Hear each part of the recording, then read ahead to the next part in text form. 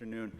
It's great seeing so many people here. But I was thinking about it, at the same time, it's awful that there are so many people here, right? I mean, with all the things that should be occupying our headspace right now, like global warming or, the wars in the world and everything else, it kind of stinks that we have to spend so much time talking about book banning. But alas, we are, and the issue with book banning is getting worse. If you look at the numbers that are published every year by the American Library Association, the number of titles being challenged every year is skyrocketing over the past few years. And of course, it's not just the volume of challenges, but the types of books that are being challenged. I've been a librarian for about 30 years, and 30 years ago, there were book challenges 30 years ago, but it was, Harry Potter was challenged because it was, people would say, oh, it's promoting witchcraft or the occult. But the types of books that are now being challenged, as we all know, are books that are looking to suppress really important voices, Black voices, LGBTQIA voices. And it's something that we are here at DC Public Library and libraries around the country to raise awareness. I tell people, there are a lot of people tell me when I tell people that we're doing programs around Banned Books Week, they're like, oh, why are you doing that? That's not a problem in DC. No one's banning books in DC. And I mean, that's true, but we have a distinct responsibility, I think, in the district. We are, we have a lot of visibility here. DC Public Library just won the National Medal for Museum and Library Service a couple of months ago. Thank you. It's the nation's highest honor for museums and libraries. We've got tons of people who live in the district part-time from other parts of the country. So it's great to be able to do these programs and have build this awareness. And also, for those of you who live in DC, you know that our democracy here is on thin ice all the time. We've got lots of people who would love nothing more than to take away DC's limited home rule, which would make us subject to the book ban in any part of the country, in the smallest rural part of the country. So we have to be vigilant, we have to talk about it, and we have to raise our voices. So we'll get started now. I'd like to thank our speakers, organizers, and partners, Kwame Alexander, W. Kamau Bell, the Aspen Institute Arts Program, and the DC Public Library Foundation, my favorite 501c3 nonprofit. Please donate. It is now my pleasure to introduce Danielle Bossan, who is the Vice President of Policy Programs at the Aspen Institute and the Director of Aspen Institute Arts Program. Thank you all.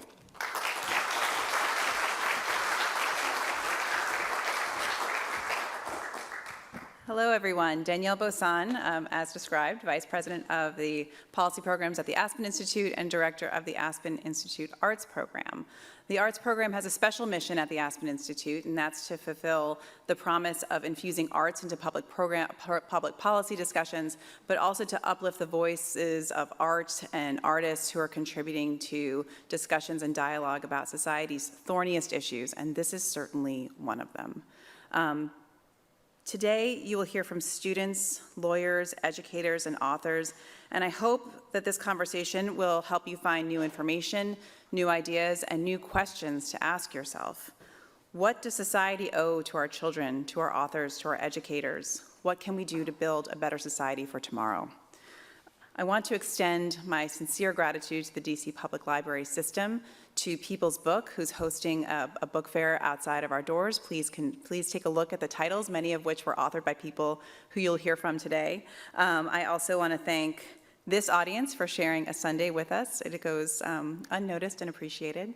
And finally, to thank our partner, Kwame Alexander, for helping us really brainstorm this event and coming up with the topic and areas of discussion that you'll hear about today.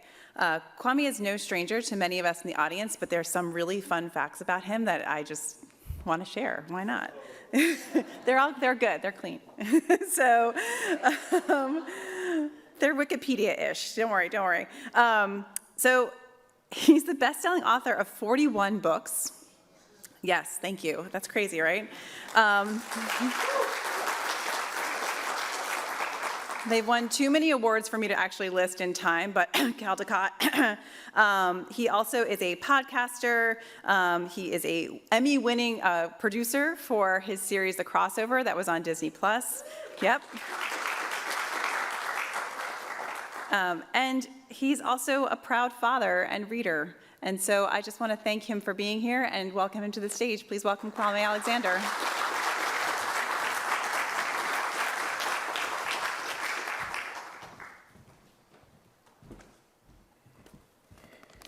I want to thank Danielle and Kaylee and the Aspen Institute for working with Sarah Grace McCandless and pulling this event off.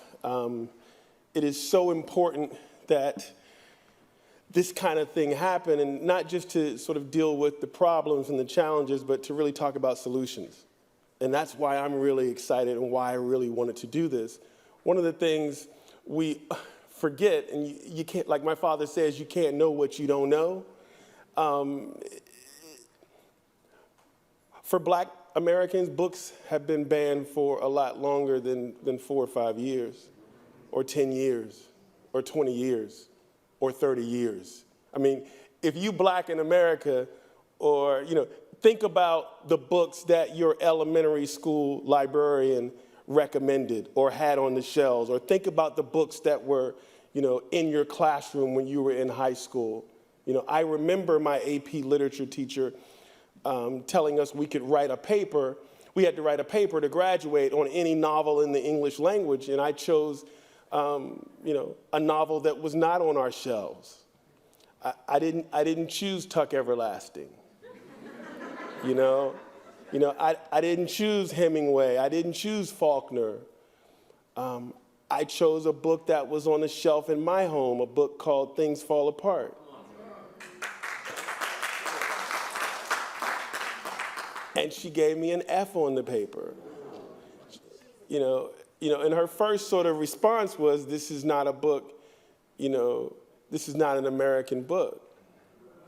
And I reminded her that the assignment was to respond to a novel in the English language. And of course, the primary language in Nigeria, thanks to the Brits, was English. And the second response was that it's such a good paper, there's no way you could have written it. So, I know we often like to, traffic in the misnomer that there are two, we gotta appreciate both sides of an issue. And my opinion is that today I want to set the tone that there's really only one human side here, but there's also a place for dialogue, and a place for respect, and a place for humanity. And so how do we find that in the midst of all this? So before I introduce my buddy, I will sort of leave you all with an American love poem. I want those championing freedom, the patriots of peace, the ones who march into our schools, handcuff our history, hold our imaginations hostage, the so-called American dreamers. I want them to uncage their hearts, to cast off their chains of fear, to remember the bedtime stories that comforted them when nightmares chased sleep away, to remember the first grade teachers who read them pictured fables that showed them how to love each other and planted the seeds of possibility that blossomed into their becoming. I want them to remember how hopeful it felt to be held by their mother's songs and poems on nights when thunder ravaged the sky. I want them to know that banning a book is like banning a hug, and that is a dismal storm no child should be left behind in. I know my friend, my colleague, W. Kamau Bell, understands the importance of today's conversation and of us finding a way to move forward, because like myself, he has daughters and he wants to help them imagine a better world, and he understands that the mind of an adult begins in the imagination of a child, and what better way to enhance and beautify and empower and humanize those imaginations than through the pages of a book like the New York Times best-selling books he's written. This cat is an Emmy Award-winning producer, most recently of 1000% Me. Give it up for W. Kamau Bell, y'all.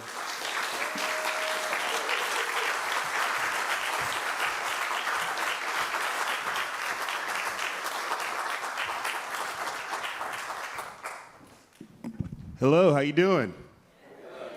Give it up for Kwame Alexander. Welcome the panelists out here. Welcome to the panelists. You know, me and Kwame are basically exactly the same, except I'm 40 books shy of 41 books. But other than that, we are the same. It was a beautiful introduction. He said he believes this. I'm like, I do believe those things. I wouldn't have said it that well. All right. Well, thank you. Thank you all for being here. We really want to get to the conversation today, so we're going to skip intros. Everybody's up here. You can Google them and find out what they do. But these are the experts here to talk about book bans with. So thank you for being here again. Bob, I want to start with you. You said something while we were sitting over there that I really was curious about. You said, we talked about being here today and what it meant, and you said, I love this work. And I thought, what an interesting thing to say for a man whose work is to stop book bans, that you love this work. Can you talk about what you meant by that?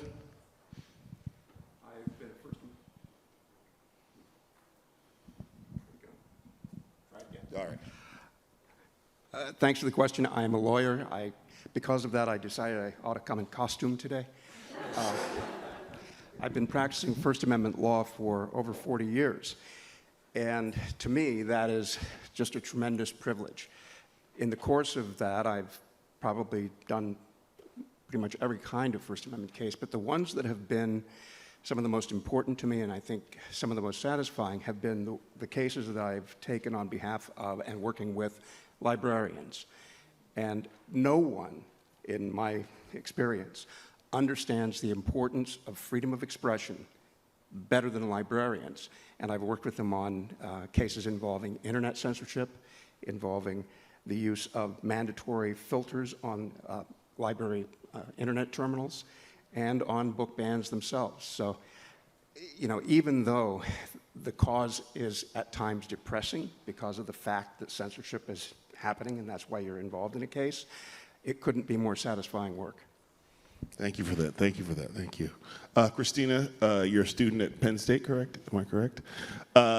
So I want you to talk about how students are feeling this right now, because I think a lot of times people who are not in school read the headlines and think they know where the conversation is at, no matter what the article's about. If the headline says it, if the article says it, that is the case. But are students talking about book bans right now? Are students feeling it? Absolutely. I have an example of this. When I was in high school, which is about 3 years ago from now. You ain't got to brag. I remember I was in my anatomy class, and the topic of Henrietta Lacks came up. And my anatomy teacher said, because of the state of the school district right now, I don't know if I can talk about her and her importance to the history of medicine. But if you talk to your parents, maybe I can't let you borrow the book, but maybe you can go find it somewhere else. And that trickles into university because you have students coming from different school districts, different backgrounds, and you have students who are not open-minded to learn new things, students who are open-minded to learn new things, and it creates a bit of divide even within the universities. I'm now a third year at Penn State, and I've seen different students and how the censorship has affected them and their willingness to learn, if they're scared to speak their mind, if they're scared to ask questions, to further education, which is very dangerous because we're talking about university students who soon will become the doctors and the lawyers and the teachers of the next generations to come. This is a effect that keeps on going and going. It does not affect just the students now. It affects generations to come. It can affect us 50 years from now. And yes, students are talking about it, even in universities. I have a lot of friends who, when they hear about, things going on, they text me like, yo, this is still going on. I'm like, I can't believe this. Because there are some of us who do want to make a change, but at the same time, not many people listen to us. So I'm really grateful that the Aspen Institute reached out to us, Eden and I, as the students, because people don't want to listen to us. They don't think that we know enough. Oh, you're just 20 years old, like go back to your dorm or something. But that's not true. We care about our future. We wouldn't be sitting up here if we didn't care about what this country's going to look like in 20 years from now. So yes, students are talking about this, and it's a very important issue to us. Thank you for that. Thank you. That was really great. It's really great to hear that perspective, but also scary to think that teachers are put in the difficult position of having to teach curriculum and not being allowed to use whatever they think is necessary to teach that curriculum because of book bans. I don't think a lot of us think of it that way. Lauren, I want you to talk a little bit about the idea that people who are for book bans would say that they don't want books in the library that has inappropriate material, you know, especially a school library. Like, they don't want things in the library that has, like, deals with controversial issues or, you know, sexuality or gender, and so we need to get those books out of there to save the kids. I would say that we need the books in the library to save us. That's the human condition, right? And we need to create learning environments to empower teachers, librarians, school district leaders, students inside of schools to have access to the full range of who we are, what we have experienced, in ways that do not water down, that don't dilute, that don't erase, that don't silence, that don't put fear into those who are responsible for the learning process and those who are engaged in the learning process, to ask those hard questions about how did we even get here right now in this moment, on this stage, having this conversation, right? Someday, somebody's going to answer that question, and that information needs to be available to it so that we can move forward in a way that is more reflective of this society and of the world that we live in, and that is inclusive of who we are. Students are erased by book bans. Students who are having lived experiences, who have questions about themselves, their histories, and their lives, find those answers sometimes in books because they can't go anywhere else. And that's what speaks to them and helps them affirm, find identity, have courage to ask questions, have courage to protest, have courage to exist in a world that continues to try to marginalize, minimize, and erase, and silence. And so my response is the books need to be there to save us. Because if we're not telling multiple stories, then we're not living in the reality of the world that we exist in, and we're creating a very, very narrow narrative that is really dangerous and really toxic for the future, and we've seen how bad it is in the past. Thank you, thank you. Jill, you are the Chief Content Officer at Common Sense Media. I just want to bring that up because as a parent, thank you for having Common Sense Media. It's a website that we use in our family a lot, and not to decide necessarily how good or bad something is, just how appropriate it is for our kids to go see a movie or read a book. And a lot of times on Common Sense Media, it says the age range, but I know, well, my kid's younger than that, but I know my kid can do this, or this says this for my kid, but I know my kid can't handle this. So it's a really great resource for parents, I think, if used correctly, as a way to sort of figure out, to make sure you're putting the media in front of your kids that is most appropriate for your kids. So thank you for that. But some people would say, and the criticism is that because it's so broken down, it actually helps with book banners, because they can point to Common Sense Media and weaponize the information there to go, look, this book says it's appropriate for a kid this age, and yet it has all these things that are not appropriate for kids that age. So what would you say about that? Sorry, the biggest challenge that we're dealing with right now. So, and it's been a bigger challenge, obviously, in the last few years. We have a really wide appeal to a broad spectrum of parents, but at the end of the day, we are providing information based on child development criteria. So what a kid is ready for at what age. So what can a kid handle?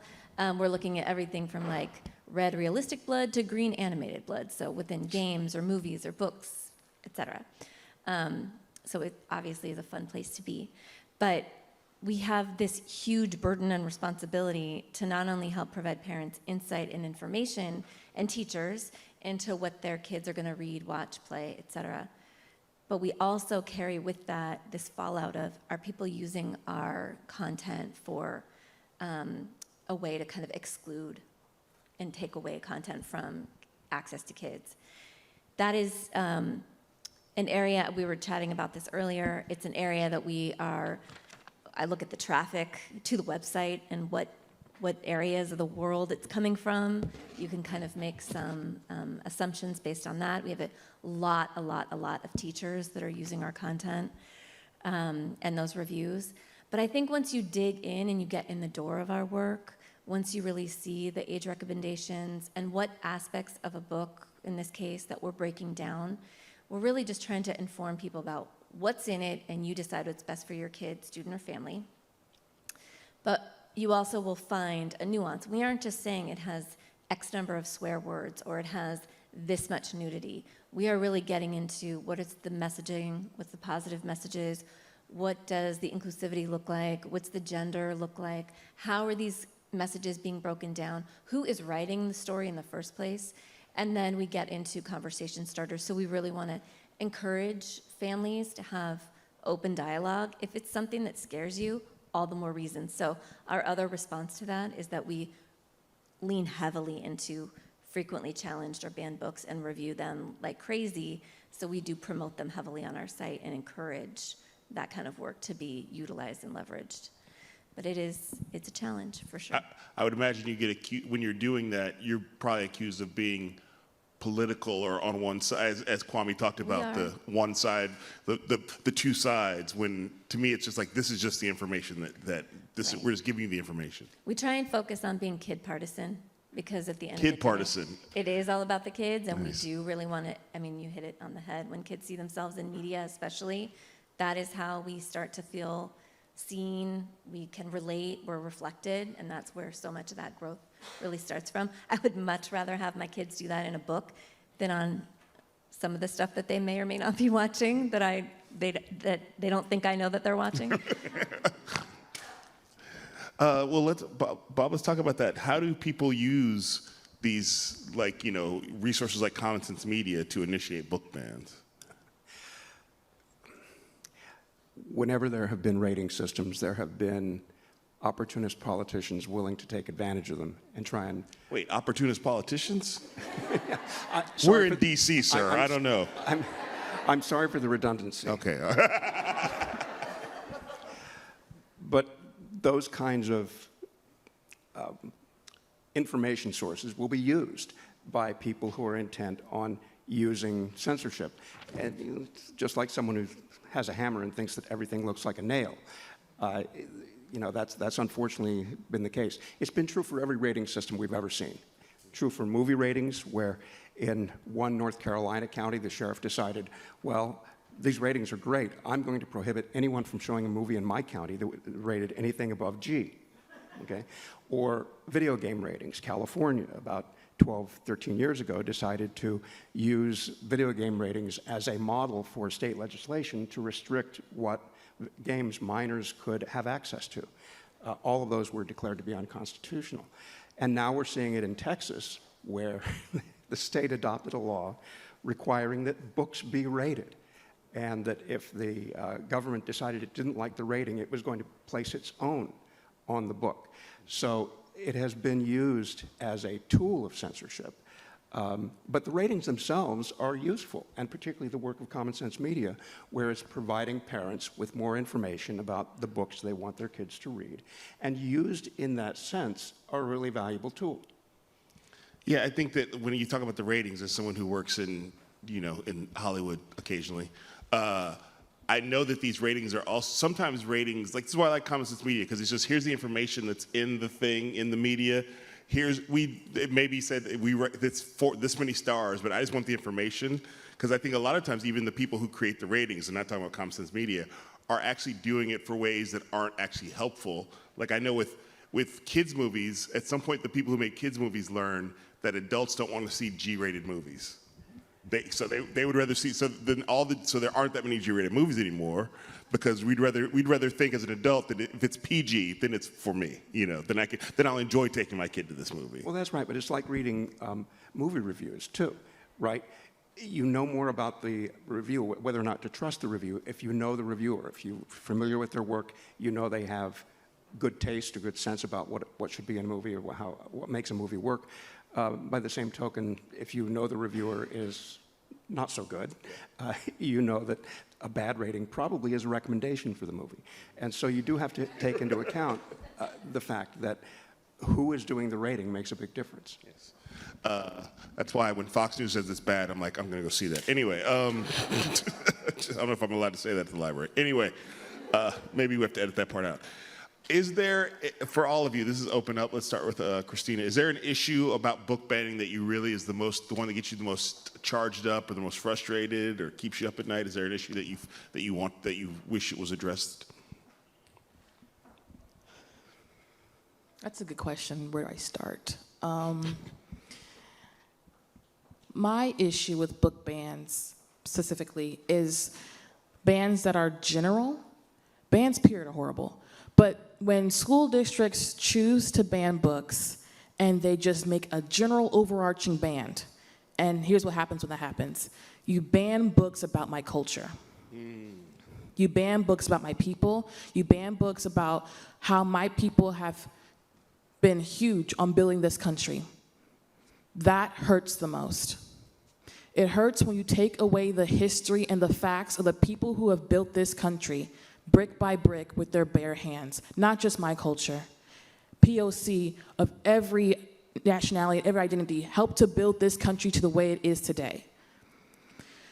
When that happens, you demote my people's story in this country. That is the one that hurts the most when books are being banned. Lauren, is there an issue that you're the most charged up by? Well,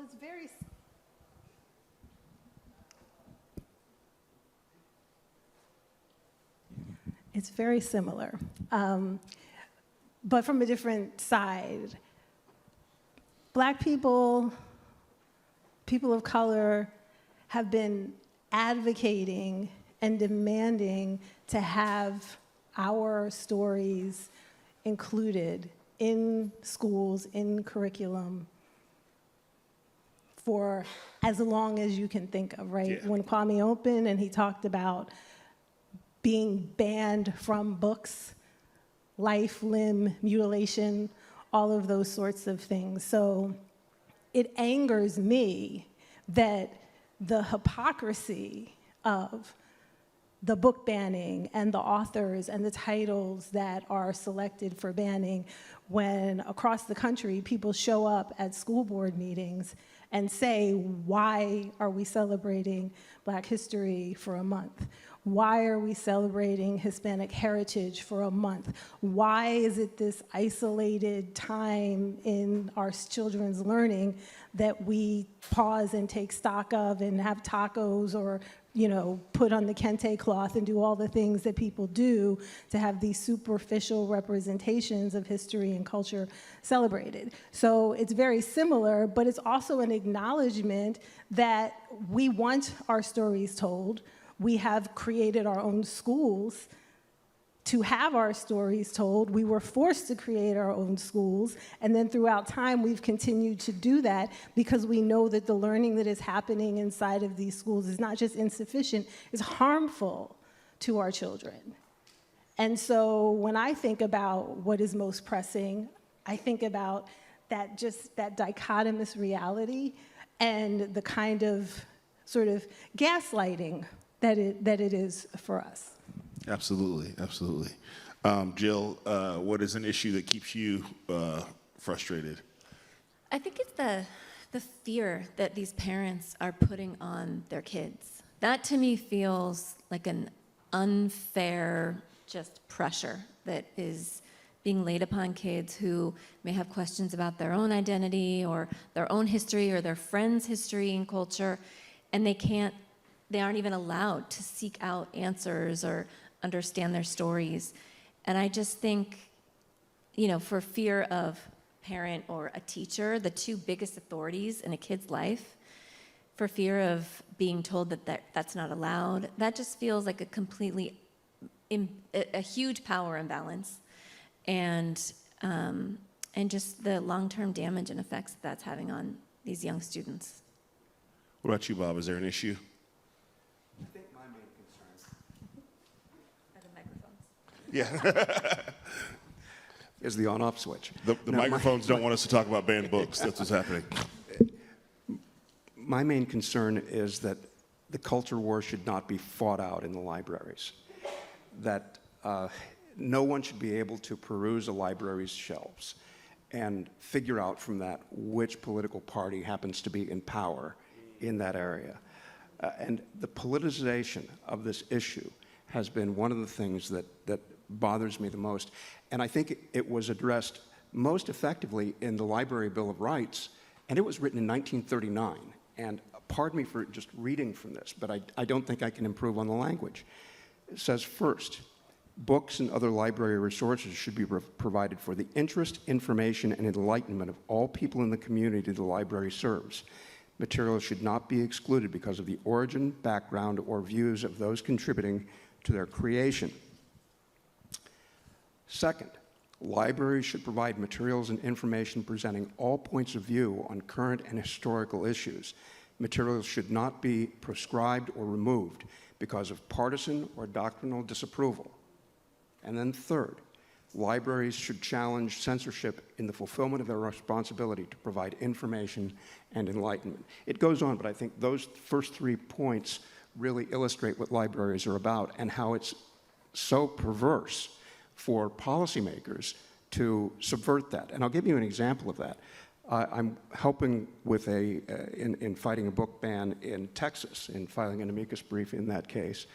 And in the first round of briefing, we cited a section of the Texas Administrative Code that incorporated that language from the Library Bill of Rights. And we cited that language as explaining what the purpose of libraries were and how antithetical to that purpose was the idea of state censorship. After we filed that brief and before the case went on to its next round, the Texas legislature removed that section from their state administrative code. So again, the biggest thing I worry about is having the battle over censorship and the fight over the culture wars take place in libraries. Wow, so they quoted Texas, you quoted Texas back to Texas, and then Texas and said, it didn't like it. I didn't say that. Oh, Texas. I know we have someone coming up from Texas later who can talk about specifically what's going on in Texas. I think the one thing you also said there was just, I think we have underrated the strength, the power, the fierceness of librarians. That librarians who we sort of in culture often take up this sort of like mousy, sort of quiet role. But if you are a librarian in 2024, you got to be tough and ready. And maybe that's always been the case, I guess. But just now we're sort of talking about book bans. You have to be ready to confront the political forces that have politicized your library. Well, that's right. And that's why I think it's so fortunate that the librarians that I know live those principles that are stated in the Library Bill of Rights, and they're up to the task to fight that battle. Yeah, that's great. What does the future look like? This is for everyone. Are there hopeful signs you're seeing? We can start with Jill. What is the future from your vantage point? What does the future look like? I think I understand. All right, next week. Got it. I think you said it best when you said. I mean, I think we've heard this multiple times over, but yeah, I hope we're not having this conversation in the near future. I mean, these things need to be changing. We need to have our eyes open, and all this comes back to students and kids and just putting them first. And I mean, I've never met a kid or had a kid that was going to take everything I said and it's the law for them. So they will find and seek out information whether or not parents and teachers want them to. So we should be providing them, the best quality of that information as we can. That's our responsibility as the adults. Absolutely. I still think you said it best when you said. That still is followed by a big sigh. I'm gonna quote you on that if you don't mind.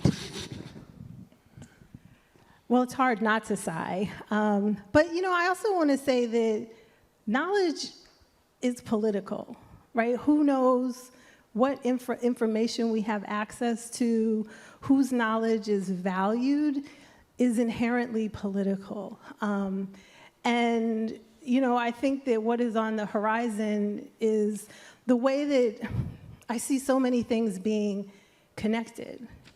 You know, like banning books that talk about reproductive rights in a time when reproductive rights have literally been taken away, there's a connection there. And I think that we have to be really, really honest, clear-eyed, and discerning about the way that these things are all working together to really create a more narrow lens or aperture of ourselves, of each other, and of our places in the world. And so for me, what I hope is next is some organizing that is cross-sector, that is interdisciplinary, that is people thinking together about what is the vision that we have of this world for ourselves, all of us collectively, that is really clear about the place that we have in history and that we have in the future, and doing that work together, because these things are cyclical, they repeat, they morph, they come back in different forms and shapes, and we're here now. And it's likely, again, at some point, if we don't do, right, some real clear-eyed thinking about how we're all in this together, we'll be here again at some point. Absolutely. It's on. Okay. So, as Gen Z, I'm a Gen Zer. You keep bragging. Didn't you say you were 20 earlier just to hurt I'm our 20. feelings? Okay. I'm 20. All right. I want to speak to the Gen Z audience. I see camera 1, 2, 3, 4, and these ones here. It's time for us to lock in. Like, for real. Like, we are the, thank you. Most of us in our generation are able to vote now. So if you have not registered, please go do that. The second Monday morning is Monday morning. You can do it online. Online, yes, you can do it right now, actually. I know you can split screen. Because we are the ones who are going to vote, and we're next. We are next in line to be in office. We are next in line to be the future doctors. We are next in line. We have the chance to change the trajectory of this country, and November is coming up. So mark your calendars and go out to the polls and vote. My future is that my generation steps up and be the generation we need for this country and locks in today. Are you declaring your candidacy? Yes.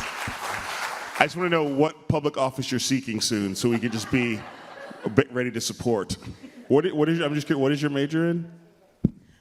So I'm double majoring. I'm biological, a scientist, health professions, and Spanish, and my goal is to be a bilingual doctor who advocates for women's rights as an OBGYN. Bob, what is your major in? I'm just speak to Gen Z as a member of Gen Z, Bob. But yeah, the future. The future, yes. Well, as you pointed out, I've been doing this a long time. And while I do want to sigh heavily when I think about these things, I really am optimistic for a variety of reasons. First of all, fighting the legal fight, that's one component of it, and I do feel optimistic that we will end up in a good place. The cases that we've been tracking around the country, you have your ups and downs, as always, but I think they're moving in the right direction, and I think that we will settle on a strong basis in law for protecting against book bans. The second thing is having dialogue like this, and particularly seeing young people get involved in this issue. It's so important because the law is only part of it. We're talking about building up a culture of free expression and one that supports free inquiry and open access to materials that are necessary for free inquiry. And the third thing is the kind of direct action that I see outside where you have people donating banned books and making sure that they're available. In Tennessee a couple of years ago, when Art Spiegelman's Mouse was banned by one local school district, its sales shot up on Amazon by orders of magnitude. And you see this kind of that response, you see the direct action outside, and when you take all of those things in combination, I remain optimistic. All right. Well, thank you. I'm glad that it's not often that the older person is more optimistic than the younger person, but here we go. The one thing I'd like to also talk about, because as a parent, and I have 3 daughters, and I know that my kids, it's weird to say this, but I feel like politicians, opportunist politicians, and opportunist community leaders, and it's weird to say this, will often infantilize children. Like they're sort of, I know kids can't handle this. And I find, and I would love other parents to speak to this, that my kids are very clear when they've hit their limit. Well, if there's one silver lining, I think that all of this is teaching kids that reading can be cool. Yes, that's for sure. And I think that there's this sort of, and please anybody speak to this, the idea of that some people are framing this as protecting the kids, but kids generally know when they've picked up a book and this is probably I'm not ready for this. Or I remember, this is not a book, but as a kid, my mom had Richard Pryor albums. And one time I put one on the turntable, and within the first 2 minutes, I was like, nope, this is not ready for this yet. One day, but not today. And my kids do that too. They sort of go, you'll put on a movie or you'll read a book and they'll be like, I'm not ready for this. You know what I mean? So can we just talk about, give kids some respect, I guess is what I want to say there. And anybody speak to any part of that? I love what you just said, and I just think that is the ultimate goal, is just to raise a generation of critical thinkers who can really manage their own emotions and know their limits when they need to. And I know we talk about Common Sense Media as a rating system, but really we're there to provide media literacy and digital literacy, so kids really understand the messages that are being fed to them, who, as I said before, who wrote this, and then what's in it, and can I handle it? So when we talk about you know your kid best, my kids like to get scared, so I may age something down for them, and that's for my oldest, she's born on Halloween, I think it's something in the water, and then with my younger one, she has different sensitivities, so it really does come down to them knowing themselves, you knowing your kids, a teacher knowing her classroom or his classroom, and so I really think that providing an environment, you've provided this safe environment where your kids cannot just say, oh, I have to be tough. Dad thinks I need to be tough, so I need to get through this. They know their limits. They are open about their limits. They're telling you what their limits are. I mean, that's huge. So congratulations, and keep going with that. And that's I'm the a goal, good parent. Can I add something? Oh, yeah, this is open conversation. Oh, yeah. So I think there's also another little there's hypocrisy in that, right? Because there are kids who show up at school who don't have the benefit of protection in their lives, who are living these really, really serious, challenging lives that are filled with responsibilities that some kids don't have, right? And so the question is, who are we protecting and what are we protecting ourselves from? Because we can't continue to ignore that there are so many children in the world who are living with such hardships and under such circumstances that the idea of protecting them in school, when outside of school, their lives are organized by these systems that are just creating chaos for them. Absolutely.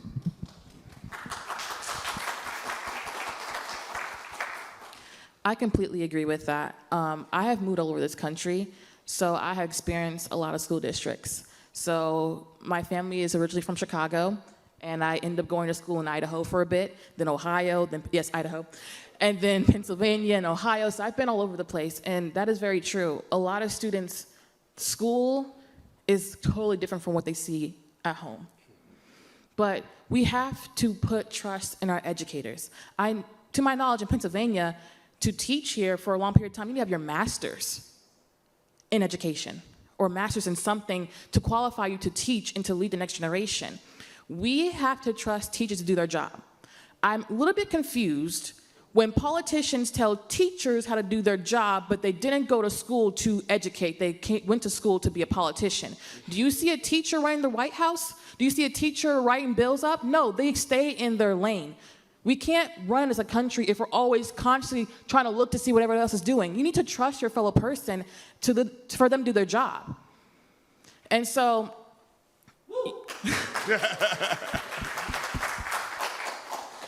so that's what I have to say about that. But I really do feel like, sorry, I just get so passionate. us students should be able to make our own decisions, yes. For example, I don't want, like, you see, it's like trending on TikTok, but a lot of students like my age will bring their parents to the doctor's offices because they don't know how to fill out like health insurance policies and stuff. That should not be a world we should be living in. If you're like in your 20s and stuff, you should be able to figure things out on your own. So if we're constantly censoring students and what they're doing, we're gonna have grown adults not knowing how to function as grown adults, and that's scary.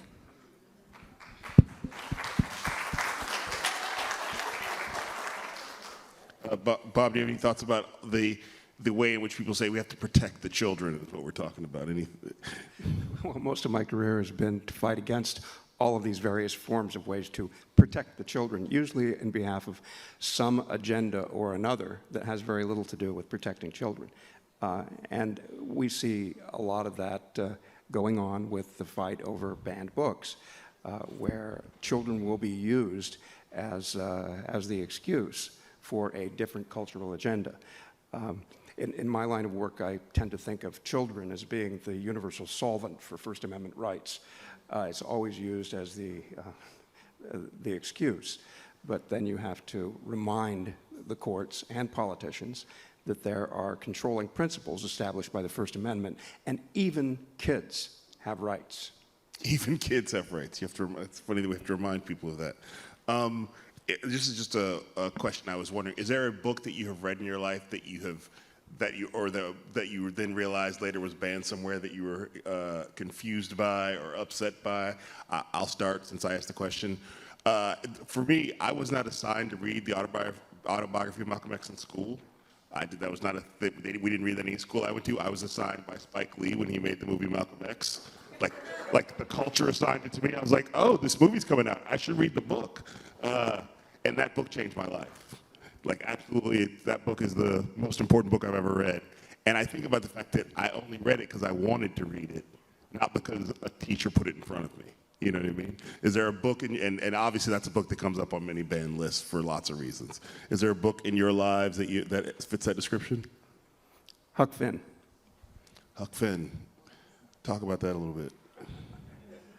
Well, it's obviously been a matter of controversy because of the language in it. On the other hand, it is one of the most subversive books ever written against racism.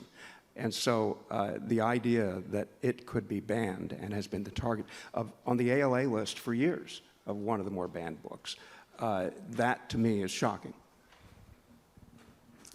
Anybody else want to speak to this? Books that have been banned that are important to them?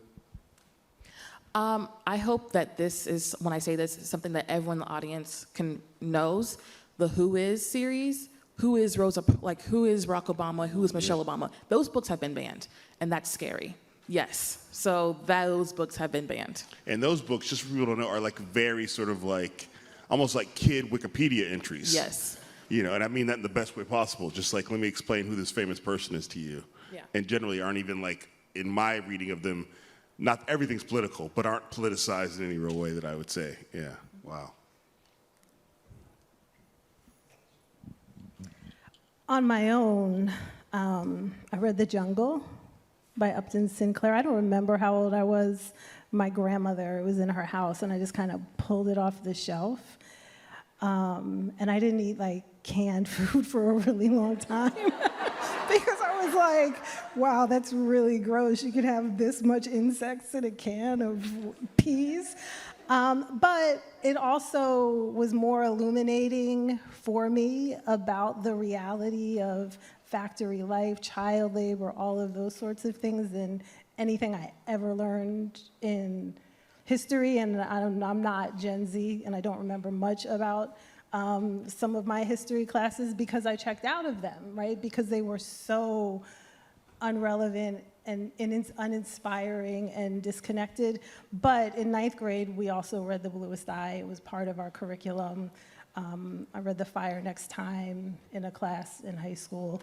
And in 7th grade, Things Fall Apart. So there were some things in my education that exposed me to myself a little bit earlier, but not enough. Yes. Jill, is there a book that resonates with you? Actually, my daughter in in prepping to come here, and we were talking about banned books, and she kind of took it upon herself to read a lot of lists of books. And I think there's a number of books that she's almost, which is unfortunate, used to hearing are banned. But there was a book on there, it's called George. It's an LGBTQ plus book. It's fairly newer. And somebody just shouted out the author. Thank you.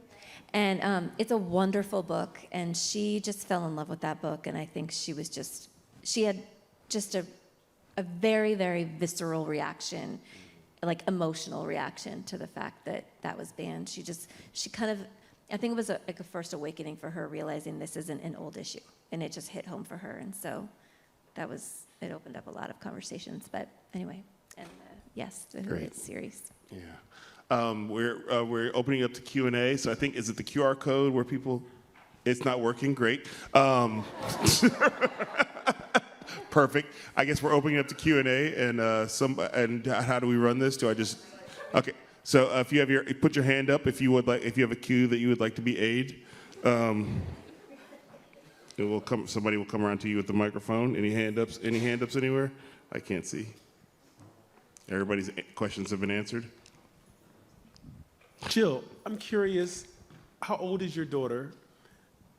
If you don't mind answering, it may be too personal, I don't know, but, and how does George rate on common sense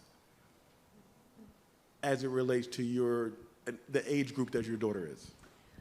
My kids, both my daughters, are 11 and 14, and how dare you make me know the age that I rated that book? But I couldn't we have 40,000 reviews, but I will look it up for you. But she read it. Most things that my kids read, we at Common Sense rate older. So I am in the camp of I aged down a little bit. And sometimes, depending on what we're watching, a lot of it. But I think, there's concepts in books or movies or TV that are developmentally kids may or may not be ready for. So that's the whole point, is like, now you know where your kid's at, so are they ready for something? My daughter isn't also asking me all the time of what she's going to read, but she will talk to me about what she's reading, which is great. It's rated for 10-year-olds. Oh, thank you. And it's also now called Melissa. Yes, thank you. So the book is rated for 10-year-olds, and the book's now entitled Melissa? Yes. Okay, great. Hi. Hi. Question over here. How do local ordinances that purport to protect citizens from lewd and additional that type of content affect libraries and book bans? Actually, they tried to adopt that kind of ordinance in Arkansas, and so far it's been enjoined. But the question is about having ordinances that regulate the availability of lewd books. And is lascivious the word that we're... Lewd, okay. lewd and lascivious, yes, one of my favorite words. It ties into a larger question in constitutional law, materials that are classified as harmful to minors. And in constitutional law, it's basically borderline obscenity, is what that covers. And in these latest wars over book censorship, that concept has been expanded to a very broad concept, that anything that someone may find, quote, inappropriate, which is a word that you find in a lot of these efforts as well. It is not a legal category. It's not a concept that can be applied with any kind of precision. And that's one of the reasons why in the courts, a lot of these efforts so far have been enjoined or blocked from going into effect. And it's one of the reasons why I'm optimistic about being able to fight against those kinds of regulations in the future.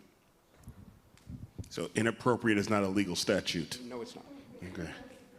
Any other questions? Yes, this is more like a comment, kind of a question. You can ask whatever you want to, but I'm not for banned books, but hasn't the banned book, being that books have been banned, brought exposure to a lot of books that need to be read?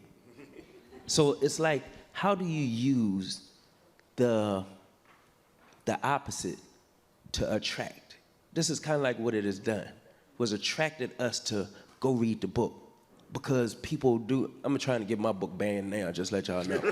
But dead serious, it's how did this like bring about an awareness for us to go chase a book down and make the world do it? Yeah, I have to admit, I have looked on the banned book list to see if my book was on there and been like, oh man, because it's not on there. So I understand where he's coming from.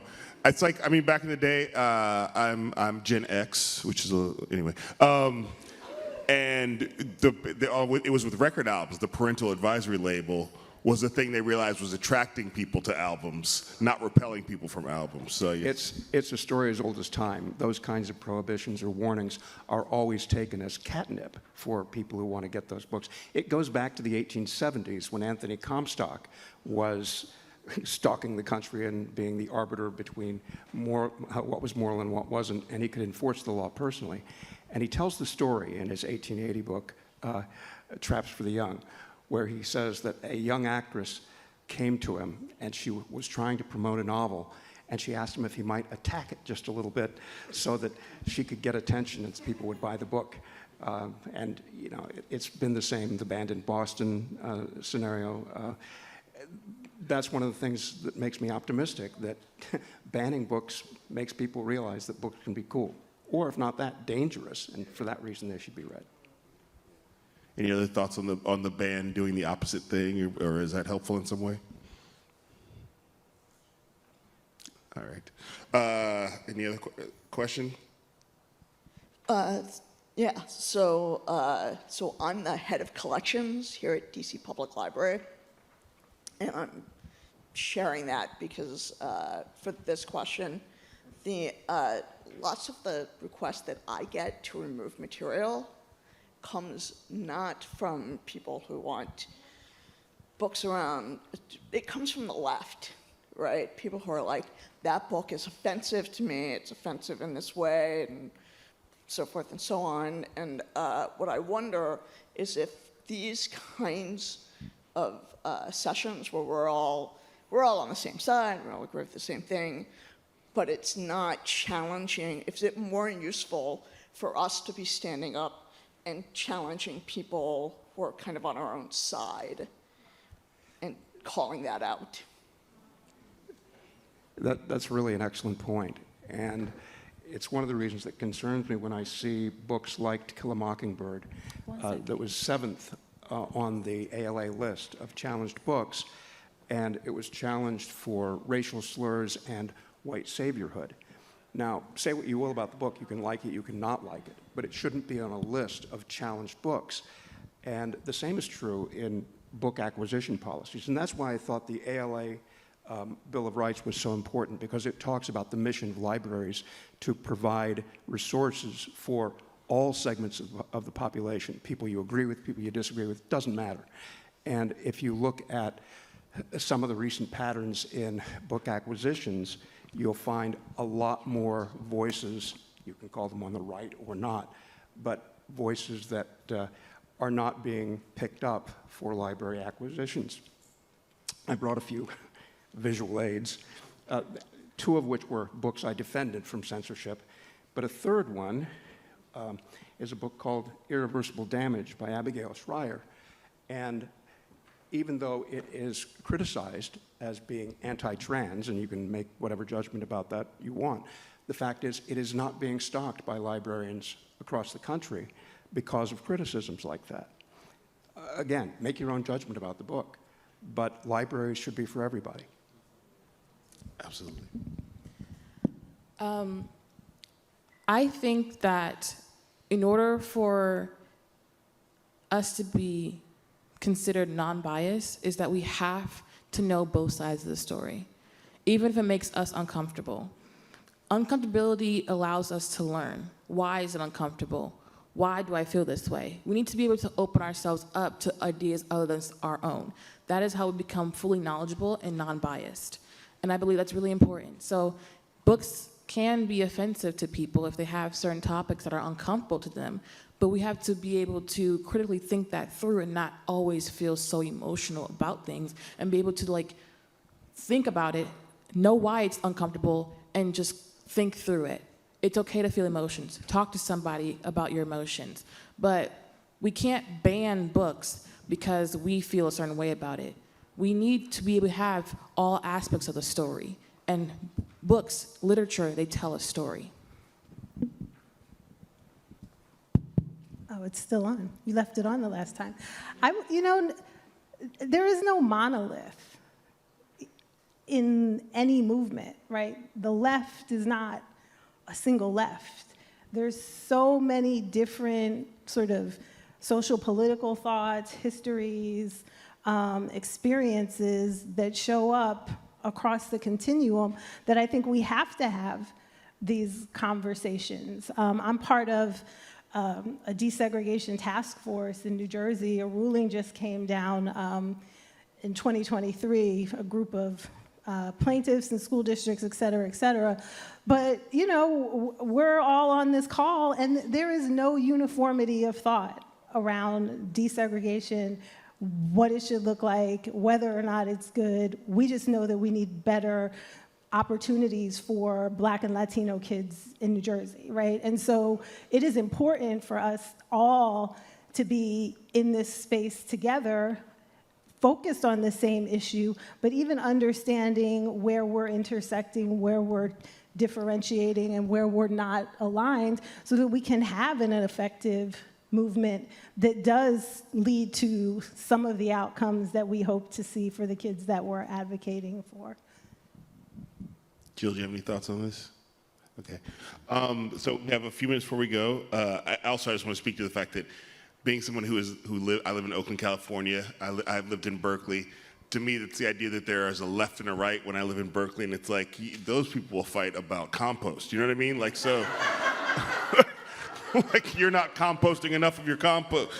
So to me, I think we have to really get out of this binary of like there are these two sides when there is, like you said, there's political disagreement on the left, and certainly, yeah. So I always like to end with giving people homework. Is there something you would like to tell the audience, the people watching out online, what you would like them to do now that we've had this conversation? Start with you, Bob. Get active in the issue.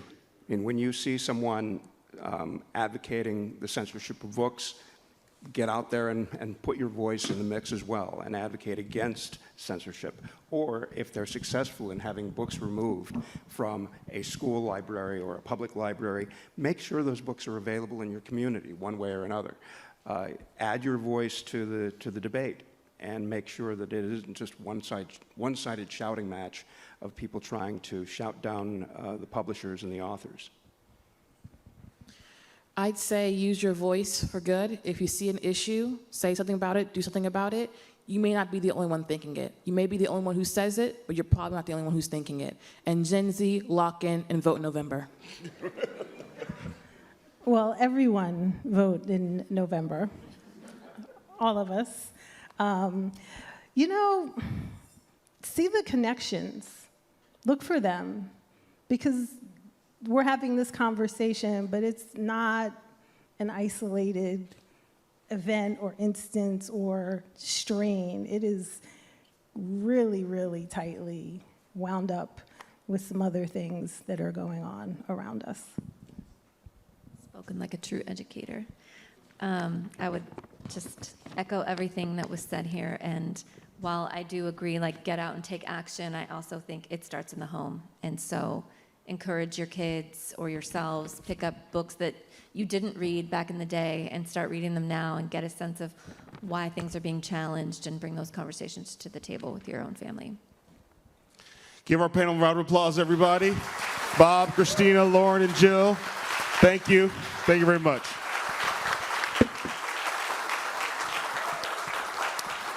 So everyone, it is 2:58. We're going to take a 12-minute break. We'll be back. Please be back at your seats at 3:10. Thank you.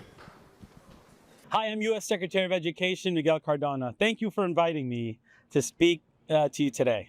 So grateful that you're holding this event. The name of your symposium says it all: Shelved Voices. Books and book bans do impact everyone, everywhere. As a lifelong educator, I've seen how books can shape the lives of students of all ages. I believe in the wise words of Dr. Rudine Sims Bishop. Books are mirrors, windows, and sliding glass doors. Books can reflect our own experience back to us in ways that help us feel less alone. They can transport us to worlds different than our own, and they can help us learn about and build empathy for other identities and experiences. More than 4 million students have had their readings censored through book bans. Most of these bans are cynical. They're hateful efforts to censor stories of and by people of color or LGBTQ Americans. This serves to prevent students from learning about history, arts, culture, and contributions of marginalized communities. As a father, I can't imagine being a parent whose kid never read a single book in school about people who look like us. Make no mistake, these bans are nothing short of an attempt to erase American history in all of its complexity. No one who seeks to ban books can claim to represent the freedom we hold dear as Americans. Here's what I know to be true. Educators and parents don't want politicians dictating what their kids can learn, think, or believe. And I'm so heartened by students like Ida Gupta. When Ida's school district in Pennsylvania tried to ban more than 300 books like Ven a mi casa by Dr. Seuss and biographies of leaders like Rosa Parks, Ida and her friends, they spoke out. They protested. And eventually, their school reversed the ban. Ida has been on national news. She won awards from the King Center and gave a TEDx talk about this journey that I know has inspired me and so many others. She also is the co-author with Christina Ellis of a forthcoming book called Fighting Censorship, a handbook for pushing back on book bans. I feel an immense sense of hope and optimism when I look to the next generation and young people like Ida. It's my pleasure and my honor to introduce her today.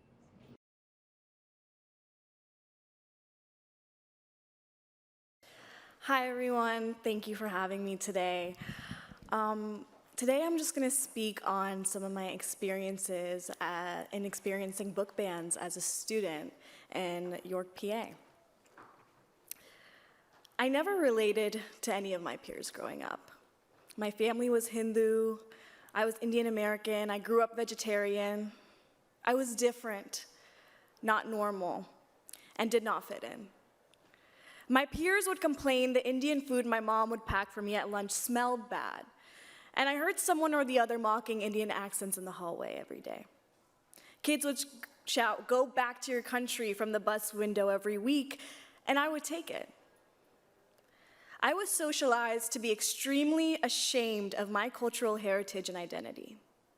My survival tactic was assimilation at the cost of my personhood. In my 13 years of schooling, there was not a singular book that was ever read to me in read aloud or that I had signed out from the library that highlighted a South Asian protagonist. If I did not see myself, how could I possibly love myself? Without sufficient representation, neither had my peers learned to see the beauty in diversity, nor had I learned to love myself. Their aversion to me and my aversion to myself was rooted in one thing: a lack of representation. So when I found out in August 2021 that the Central York School District had decided to ban over 300 diversity resources spanning from elementary to high school level education, it felt like a slap in the face. The schooling that had already accounted for my fear for even stepping outside of my house in my cultural clothing had now made the decision that would lead children of color to be at odds with their identity for generations to come. Resources from this list included Dr. Seuss books like Who is Sonia Sotomayor and Who is Rosa Parks? Books on a Black girl's journey in loving her hair or a Muslim girl making friends at school were all banned. My moral conscience could not and would not allow me to let this happen. I had to be the representation that I never saw. So we had our first school-wide blackout where students against the ban wore black to show their support for our cause. After that, we started peacefully protesting outside the school every day before school for 2 weeks. By day 14, we had 30 to 40 people consistently coming to protest outside the high school as buses came in. These 2 weeks consisted of late nights at school board meetings, many interviews with local and national news stations, and continuous social media advocacy. We received overwhelming supports for our efforts from the Central York community, and eventually the ban was reversed. Every day, I am grateful for my decision to share my story. Advocacy is a pillar of our democracy, and as a student and a citizen, I feel a moral obligation to protect democracy where it's being threatened, through efforts like censorship and banning throughout this country. What happened at my school is not an isolated event. To students, use your voice and believe in the power of your narrative. Speak up and stand up to these evils. Trust yourself and know that you do have the power to catalyze long-lasting change. Thank you so much.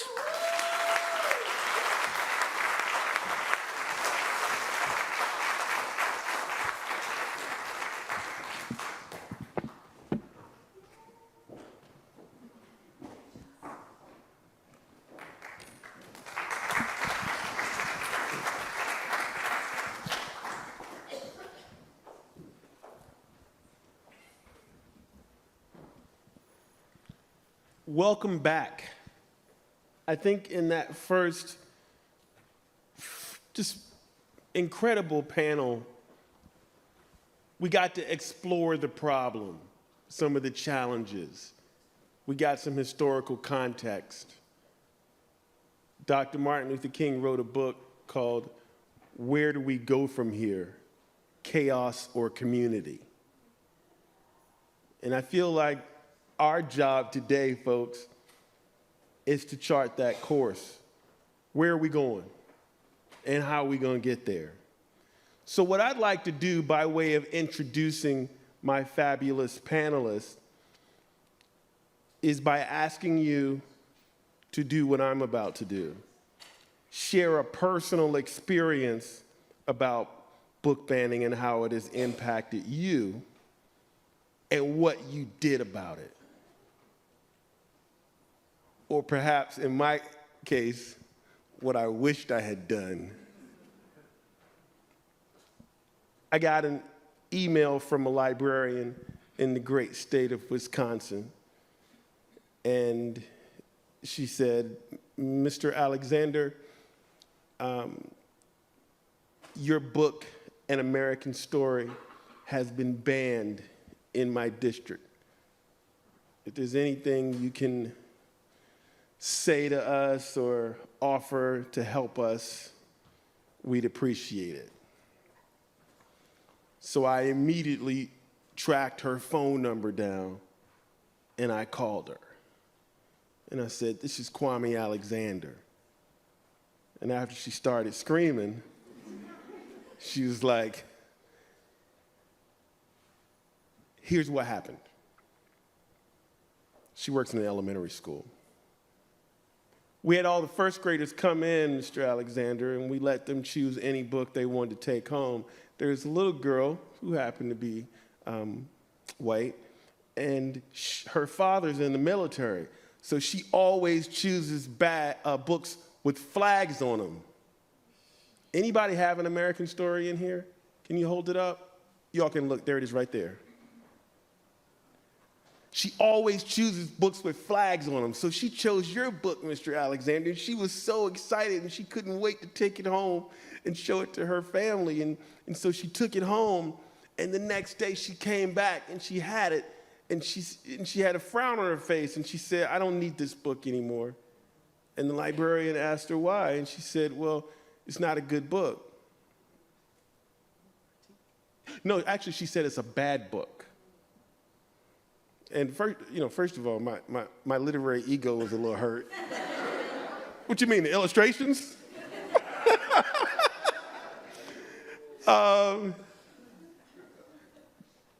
And the librarian said, no, it's not that it's a bad book. Maybe it's just not for you. And she said, no, my mommy said it's a bad book because it makes white people feel bad about themselves.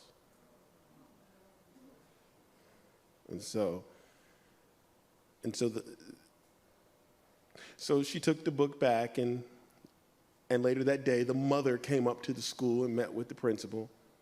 And without any sort of hearing or anything, Amanda, the book got pulled from all the shelves, and not just in that school, but in that district, without any sort of hearing. So I, of course, then asked, well, can I have the number to the mother? Right? Because we got to do something about this. So let me take the first step.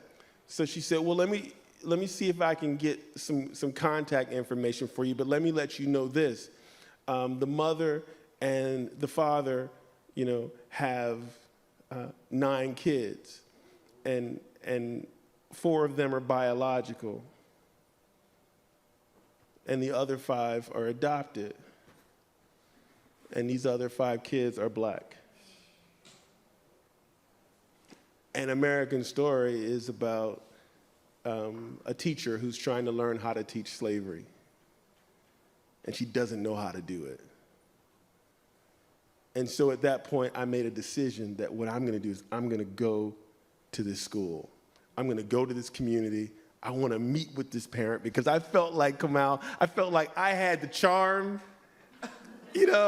I had the sort of wherewithal to connect with her, because I don't want my kid watching Bridgerton, but I'm not going to tell you that your kid shouldn't be watching Bridgerton, but I really wanted to talk to this parent. And so I wished my solution was to go and have a conversation, because I felt like it would have been productive, and I just didn't get to do it. So that's what I would have wanted to do, and I wished I had done it, and maybe it's not too late. I'd like to know from you, Carissa, what's a personal experience you've had, and what would you do about it? Yeah. The first thing that comes to mind for me, also, I'm Carissa, I'm with the Texas Freedom Network, so I do statewide work in Texas. And the first thing that comes to mind is not necessarily book banning specifically, but censorship. It was really my gateway to the work that I do. I transferred from community college to the University of Texas in Austin and knew I wanted to get politically engaged, but didn't know where to start, because I grew up in the suburbs of Dallas. My parents, progressive but not really political, and didn't know how to harness the do-gooder justice side of me. And I went to a meeting and they were talking about advocating for comprehensive sex ed in Texas, because Texas doesn't require sex ed in classrooms. In fact, we're banning lots of books that talk about sexuality, LGBTQ inclusion, all sorts of things. And so it doesn't, even if school districts do teach sex ed, it's not required to be medically accurate. So you can imagine all kinds of doors that opens in the Bible Belt. And so, I knew that I grew up in a family and in a school district that thankfully it could have been worse. We just didn't talk about it, right? Which I think is pretty common. It wasn't shameful, but we just acted like it didn't exist. And I know going to college and becoming a young adult, how much more well-equipped I would have been if I would have been equipped with that knowledge. And so that was really how I got started in advocacy, was advocating for comprehensive sex ed, advocating to talk about reproductive rights, advocating for LGBTQ inclusion in that space. And it's still a fight that we are working on. It's still something that needs a lot of work in Texas. But that is a huge part of my origin story as a person who now runs a large organization who does this work in Texas. Tiffany Jewell, you wrote a book that was the #1 New York Times best-selling book.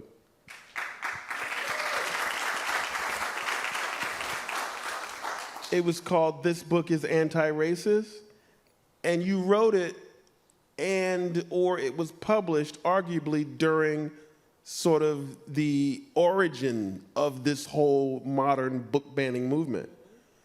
Tell us about a personal experience you've had and what you did about it. So the book came out in January 2020. Remember that? That was like, I remember doing a little book tour, and like the first, like, we saw like COVID came to Seattle, and I was like, oh, okay.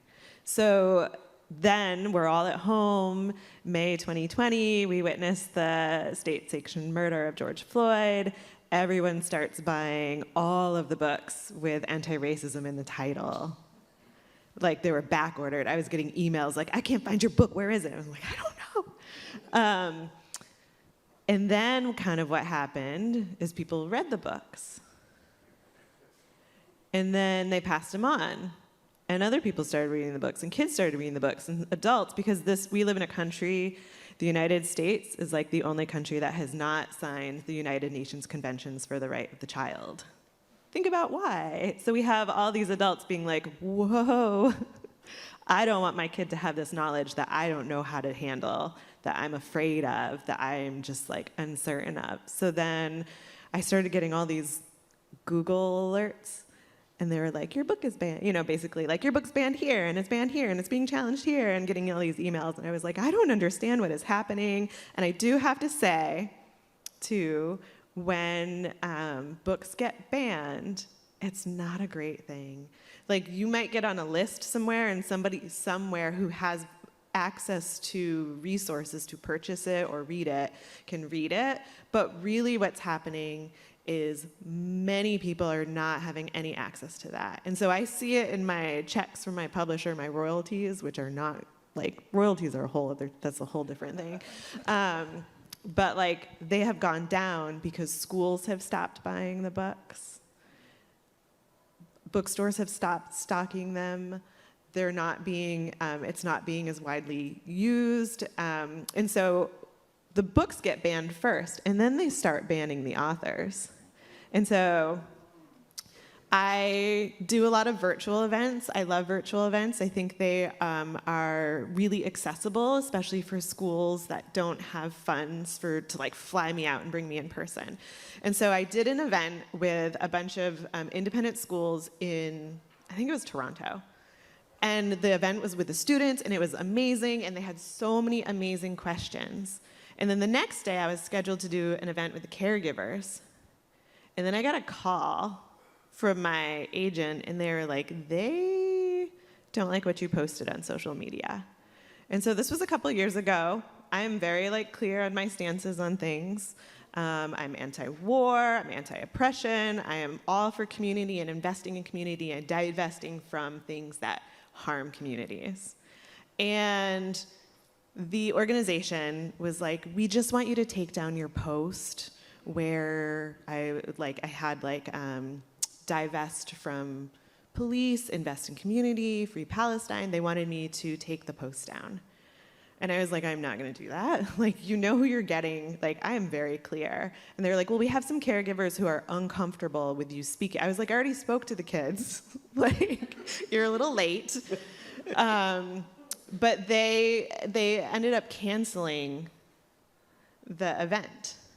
My agent's amazing, and she was like, you are still getting paid for that. And so what I did, because I was very like vocal about it on social media, what was happening, I didn't name the school district, but what I did, and I'm like so like, take that, is I redistributed the funds that they gave me to organizations for the very things that they wanted me to, to say. And that felt like, oh, take that. But also, that stinks, because most of the caregivers wanted to have a time to be engaged with the person who spent time with their children, who their children were excited for. And this is like what's happening with book bans, like, and we'll talk more about it, like that few, very vocal few who think they're gonna talk for and speak for everybody, like, let's not let them get their way. So your book was banned, and then... My book was not banned in that district. It was not, no, but I'm saying in general, that first book, you got those Google alerts. And your sort of fight back was to then go on and write more books on the same topic. I mean, do you feel like that is you have a responsibility to continue fighting by using or lifting your voice on the page? I always, like Dr. Jamila Elias-Scott, who's an amazing scholar based out of UMass Amherst, she has in her book, Black Appetite, White Food, like basically know what it is you're fighting for, so you're not exhausting yourself fighting against something. I know who I'm fighting for. I'm fighting for children. I'm fighting for Black children. I'm fighting for brown children. I'm fighting for children to have access to all the things that I didn't have access to as a kid. Got it. And so writing these books is like my way of like, I'm an educator, but in my class, like I could have a classroom of 16 or with books. Now I have like a global endless classroom. Got it. Yeah. Thank you. Antonio, before you sort of tell us your experience and talk about what you're doing, is there any truth to this notion that we heard, I think, in one of the questions, that when your book gets banned, people are buying more of your books?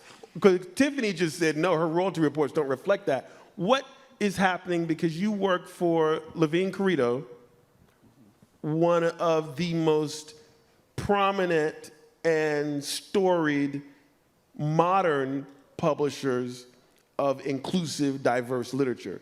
What's that experience been like?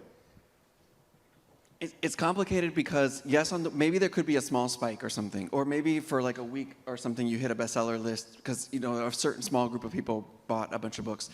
But what really happens is what you're saying, Tiffany. Like, people become scared, they become afraid.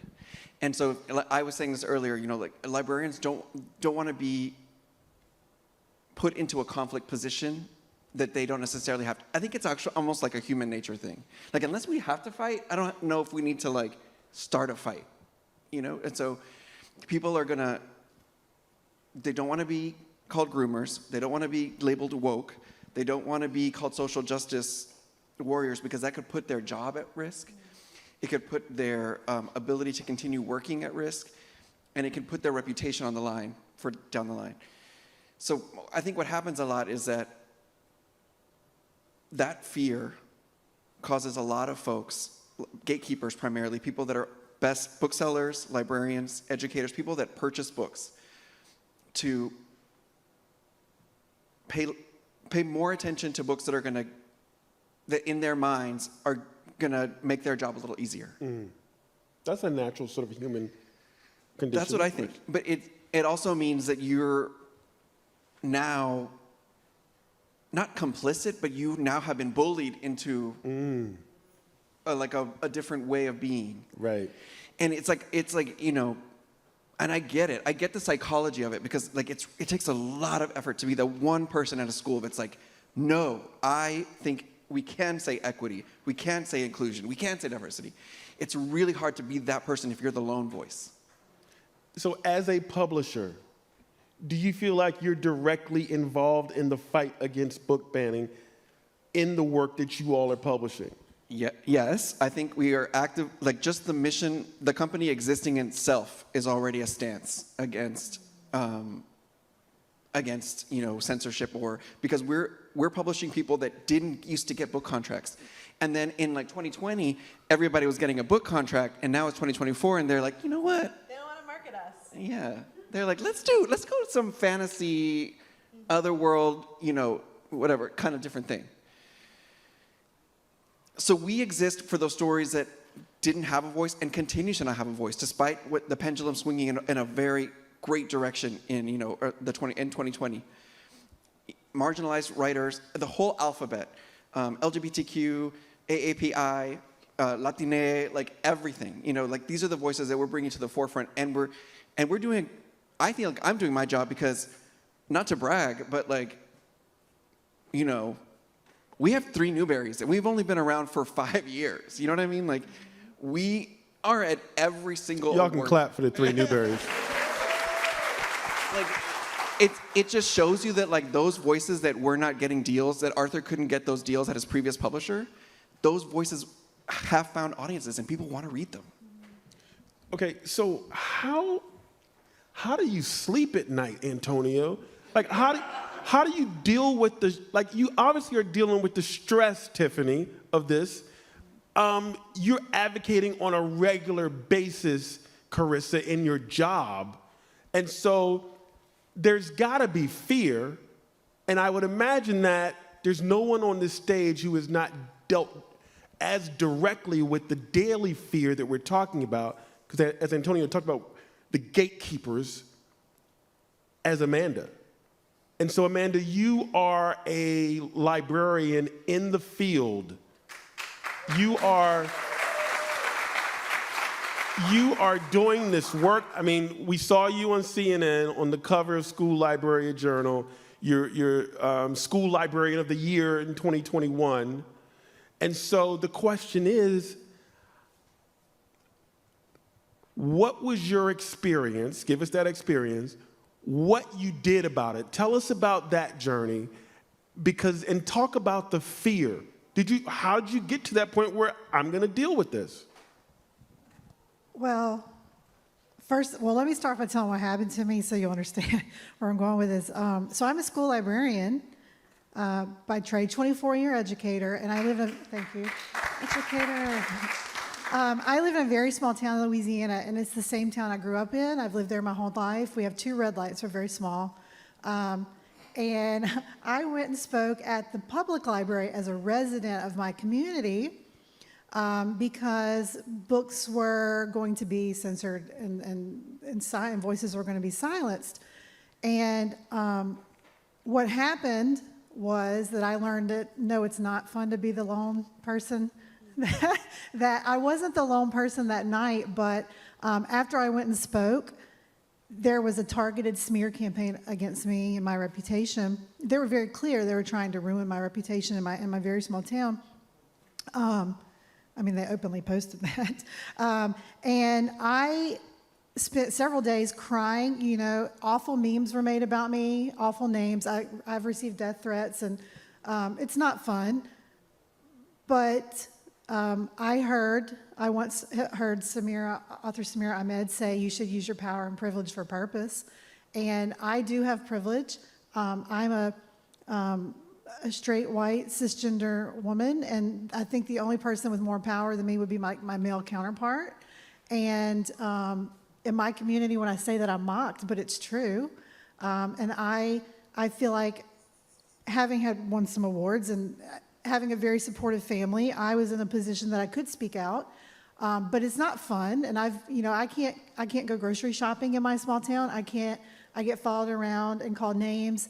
I need to be slapped, killed, fired. God's going to wrap a millstone around my neck and drown me.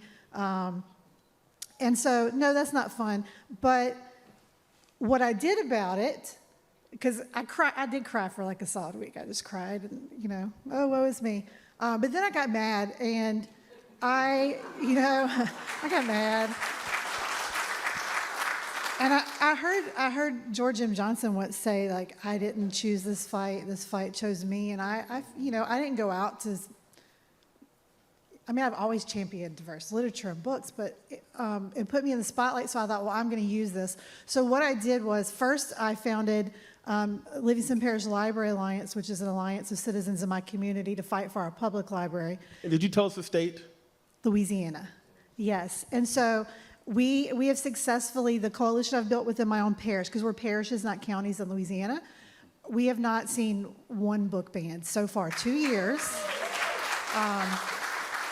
We fought, but then what I decided that's not enough. So I went, 2 other friends of mine, we founded Louisiana Citizens Against Censorship. And we help, because there's an extremist group in Louisiana that's targeting libraries across the state. And so we founded this organization. It's a nonprofit. And we help other parishes that are being attacked learn how to deal with it, like the toolkits, the advice, building their own alliances. But we thought, okay, that's not enough. So then we had 9 anti-library bills in Louisiana legislature this past legislative session. we built a coalition that, if you're not familiar with Louisiana, we have a very extremist supermajority in the Senate and our House of Representatives, and we have a dictator governor. And we successfully defeated, by building coalitions and partnering with all sorts of nonprofits, people from all walks of life. We sent collectively 44,000 emails to the legislature, and we defeated 7.5. I say half because the 8th bill, we put so many amendments on it that it's like obsolete. Defeated pretty much 8 anti-library, anti-book bills in Louisiana. So I'm really proud of that. And it's not me. Like, I mean, it's a coalition of us, but I'm very proud to be a part of it. And I also thought, well, I can help other people. I can help my parents. I don't want to get too much into politics, but my parents tend to be with the crowd that bans books and has extremist views. And I wanted to write a book for people of all walks of life to understand how libraries work. And so I wrote a book that told my story, but it also, I'm hoping, will be for everyday citizens from all walks of life to understand how libraries work and why books are so important, and the fact that books can save lives. And then there's a toolkit at the end of the book on how you can help in your own communities. So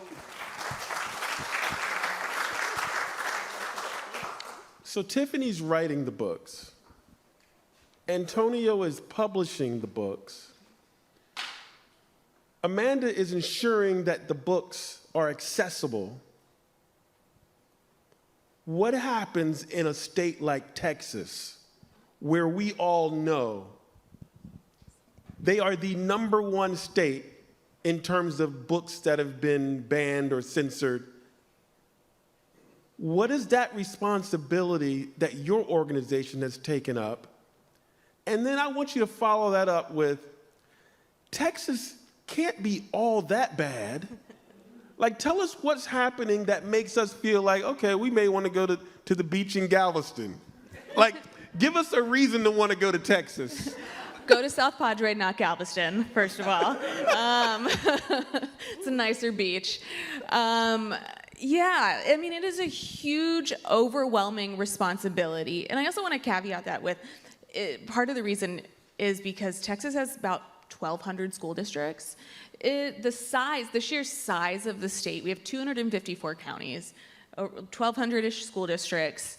And so the size of it makes it really overwhelming, and meaning that there are fights everywhere. We also, though, work very closely in coalition with our partners. We were founded almost 30 years ago by Cecile Richards around education advocacy at the State Board of Education. We have expanded that to include a lot of different issue areas, but we're still fighting a lot of similar fights in Texas at all levels. At the State Board of Education, which is an elected 15-member body that decides what the curriculum standards are and what textbooks are used in public schools, which has an influence on what the rest of the country does because of the size of the market in Texas. We also are seeing at the statewide level, at the legislature, we also have a dictator governor and lieutenant governor and attorney general. And they are also putting pressure on school districts, on public universities. And so there's a lot. There's a lot popping up, and we want to do it all. We can't, but we do as much as we can in partnership with, ACLU of Texas, Equality Texas, so many other, we have a Teach the Truth coalition of organizations that work together. And then we also see so much homegrown advocacy. One, by young people on college campuses, right, that are fighting back so hard against these DEI bans on the universities. Fighting for folks that are laid off, fighting for inclusive spaces, fighting for DEI programs, fighting for GSAs. Really, and it is very easy to get burned out in this work, especially in a state like Texas, where it is. This part of the strategy is also to throw everything at us so that we do get burned out and we stop fighting. But we know that's the strategy. And so the moments of inspiration come from seeing people in their communities doing this really amazing work. Round Rock, Texas is a suburb of Austin, where I live in Austin. The Round Rock Black Parents Association they founded up there, which is they were attempting to ban books, and some parents who had kids in the school district said no, and they rallied together. They formed this local organization to fight for their kids, to fight for inclusion, to fight for their kids to be seen in the education that they are getting in their public schools. And it's we are there to support this work. We lead some of this work, but we also in Galveston there is an effort the state of Texas also passed a bill that allowed school districts to replace school counselors with chaplains. So another tool that we use, though, is that school districts are so severely underfunded that they're listening less and less to orders from the governor. So they're getting really, really angry, rightfully so, because they are seeing even folks who historically don't do a lot of public education advocacy, they're seeing their schools fall apart. And they are getting really angry, and they are recognizing that, politics does not belong in the classroom. And we have so much rich, diverse history in Texas. Our communities are diverse. Our neighbors are diverse. There's so much Southern hospitality in Texas, and parents and students are fighting back in their own communities. And when they're successful, or even when they are just using that opportunity to learn and start their advocacy journey that will inform them for the rest of their lives, it's just amazing to watch. Amanda, has your job ever been in jeopardy? Or do you know librarians, educators in Louisiana whose jobs have been in jeopardy because they've resisted, rebelled, fought back against this ridiculous notion, as I see it? And what have been some of the sort of things that they've had to do? Fortunately for me, I had built up such a reputation in my community of getting grants for my school and winning awards. And because of my situation, personally, I was speaking at the public library and not at the school board, exercising my First Amendment rights as a citizen. They didn't want that smoke, but not a day goes by that someone doesn't call and demand for me to be fired. They did last week. So I'm always fearful that I'm going to be fired. But as my boss says, well, you've done nothing wrong. But I do know, I know people in Louisiana who were placed back in the classroom because librarians are that's the best job in the world to me. And a lot of people fight to get into those positions. I know librarians that have been put back in the classroom. You're no longer needed in the library for their stances. Not just in Louisiana. I can name at least one school librarian in almost every state that has happened to. And one example was a friend of mine in Florida. She posted that her school district had her removed. She's a high school librarian.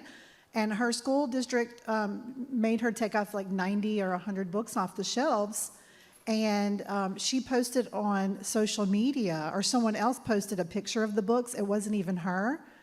And 2 weeks later, Governor DeSantis was giving a press conference at her school, and the next day she was asked to go back to the classroom. So, I mean, you can say it's just a coincidence, but that's happening all over. You look at there's a teacher in Oklahoma that just had her teacher's certificate, her license removed for giving the QR code to the Brooklyn Library or the New York Public Library, and it's real. People are getting fired they're getting demoted.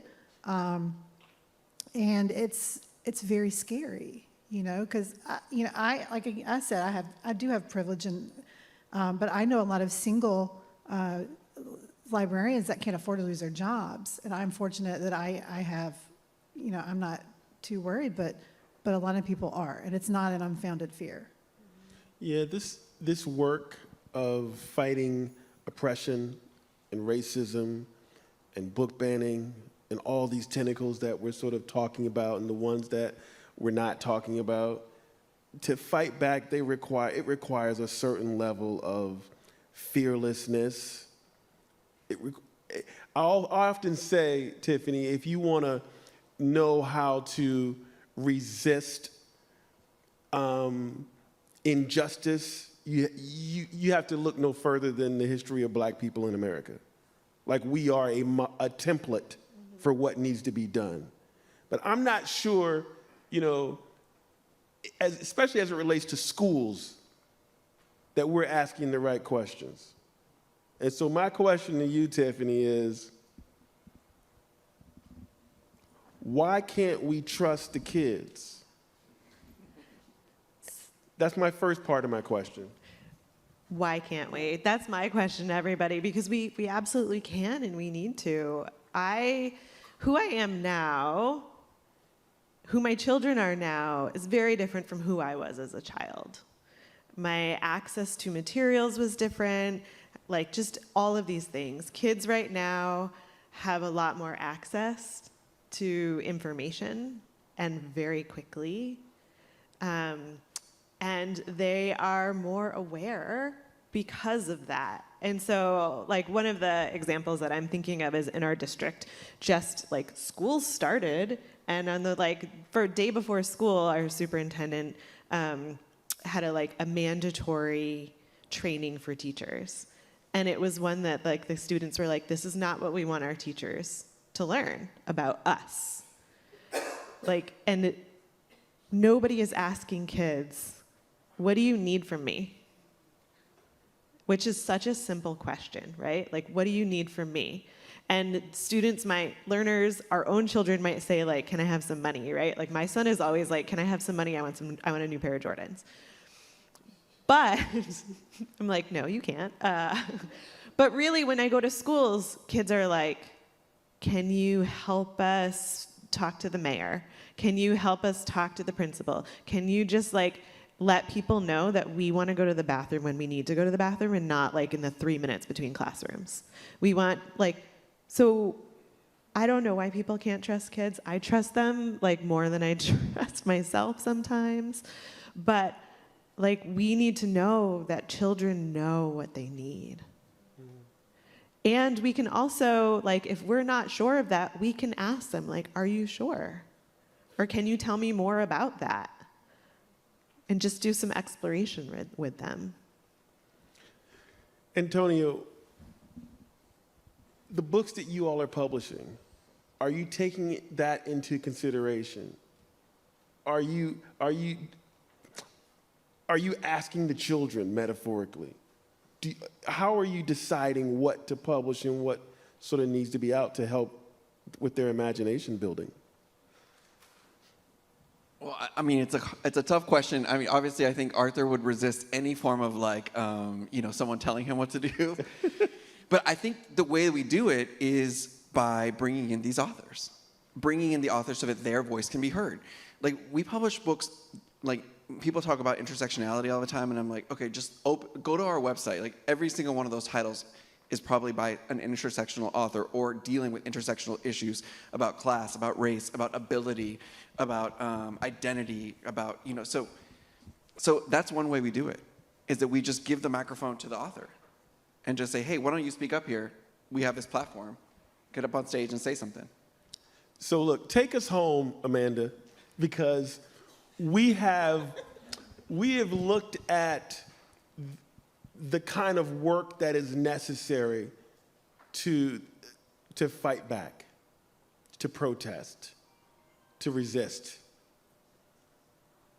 And it requires Langston Hughes said it best, I've been scarred and battered My hopes the wind done shattered. Snow has frizzed me. Sun has baked me. I think between them, they done tried to make me stop laughing, stop loving, stop living. But I don't care. I'm still here. And we still need to be here, but we've got to be fearless.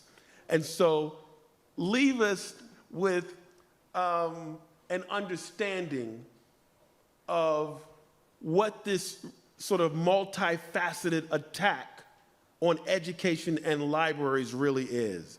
What are the pieces of that attack that we all need to understand as we go out into this world and remain and try to be fearless? So I recently created, I call it the roadmap on the attacks on our libraries and the books. And it's really an attack on the nation. It's an attack on the entire country.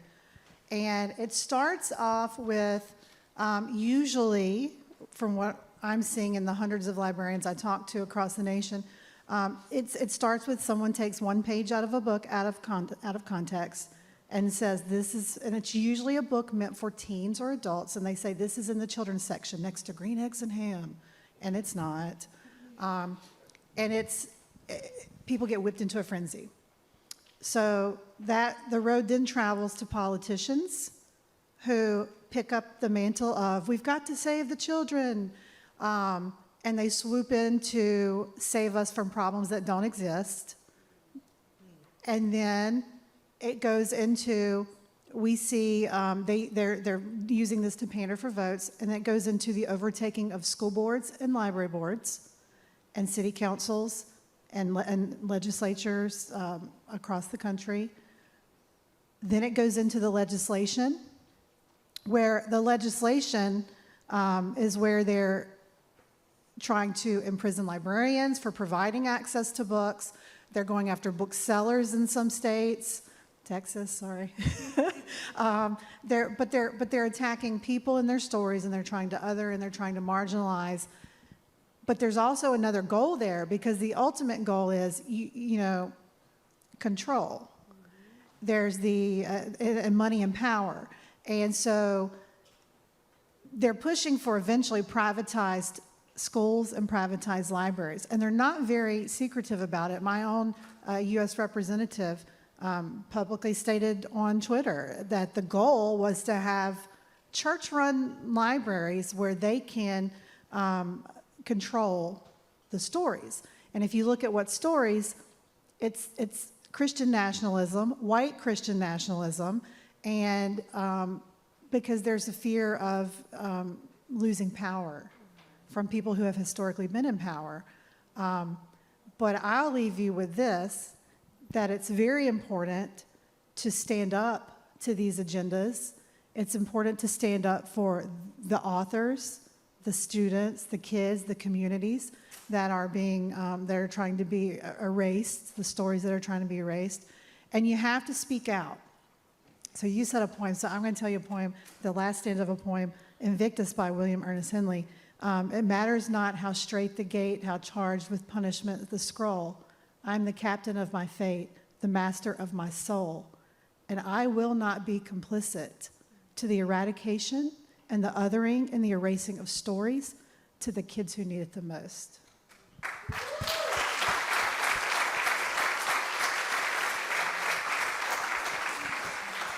So you have a model with these four brilliant activists to be inspired by, literally, figuratively, however you decide. These are your templates. These are templates. We're going to move into the questions right now, and we've got a few questions for you all. You all okay? Y'all still here? Good. Y'all ready to work? Yes. Because they can't do it by themselves. My question is, what do you all believe is the single most important thing for us to do? No, we're going to answer that question last.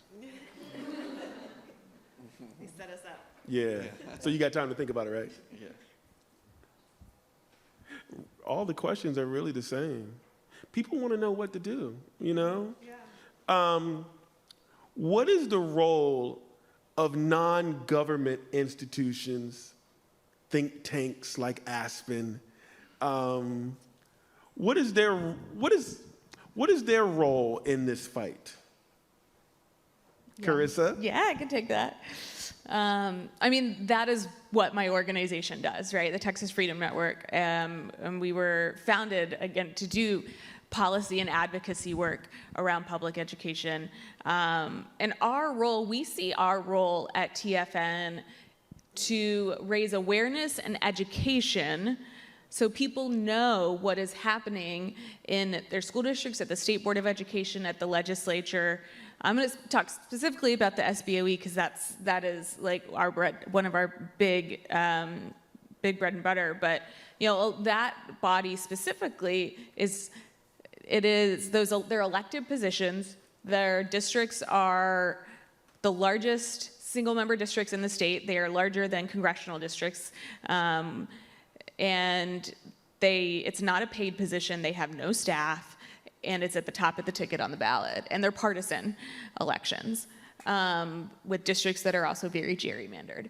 And so our job is to make sure that the public knows what decisions they are making, to fight back against those decisions, so that way they are not dictating they are not dictating what students learn in public schools without accountability.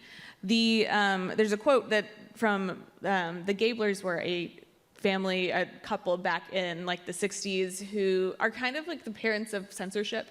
And they used to say, figure out what you want kids to believe and then teach history to reflect that.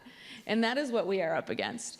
And we also see our job at TFN as we're not the ones who are dictating what should be in, what books students should read, what should be in the curriculum standards, what textbooks. We look to the experts. We look to librarians to run their libraries. We look to academics to decide, what students should be learning in their history classes, right? Because that is the role of a think tank. That is the role of an advocacy organization, is to point to people who have the expertise to be guiding those decisions, and then making sure that those decisions are made in a transparent way where people have a voice, the community has a voice in that process.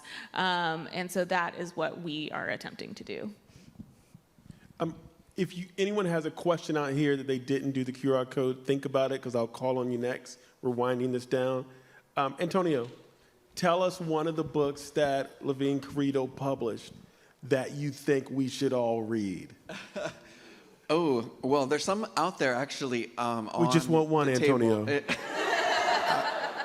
Well, and yes, all the books are outside for sale. Excellent, thank you.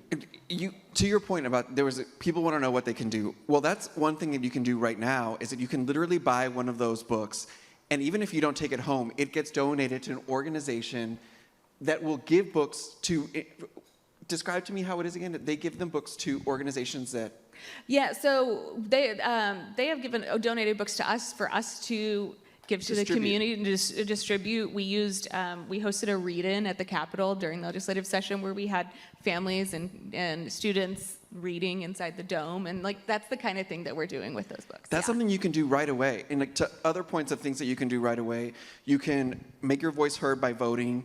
The publishing industry is very actively involved in lawsuits and taking things to the courts. So Penguin Random House, the largest publisher in the world, Bertelsmann, they are actively in a lawsuit right now with lawmakers in Florida. And the goal of that is to obviously oppose laws that are going to affect the bottom line of a giant corporation like Penguin Random House. Fabulous. I'm so glad capitalism is helping us to, keep censorship down. I think that's great. Authors are also mobilizing. So there's a bunch of authors, Samira Ahmed, David Levithan, Andrew Davis Pickney. They created a coalition called Authors Against Book Bans, and they are actively involved in promoting the reasons why you need diverse books in your library. And there's lots of local chapters, right? So those are all things that people can be doing. But then the thing that I think that I can do the most, even though I work in this industry and this is what I do for my life, is that I can go to my fellow librarian and remind them that they're not alone, that they are doing something that is meaningful and real, and that it literally affected my life.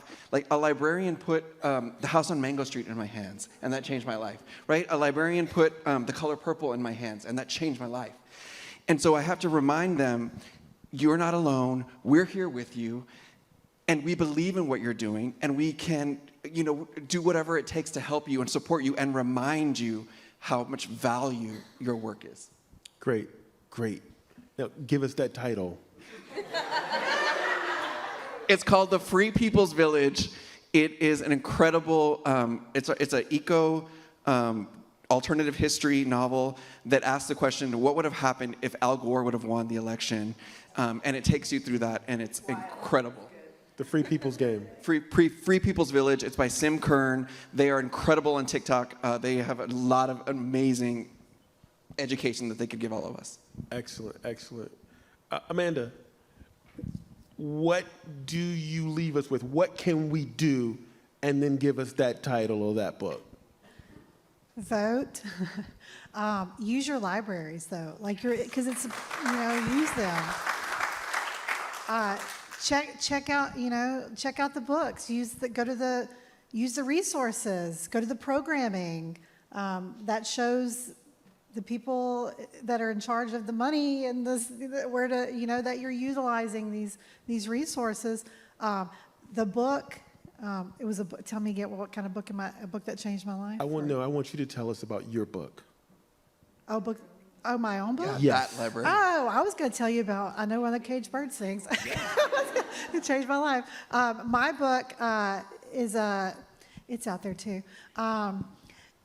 That library, I still can't believe I wrote a book, but because I'm a reader first and foremost. But you can give it to someone who you see spreads misinformation online about why books are being banned and censored, or the people that say they're not.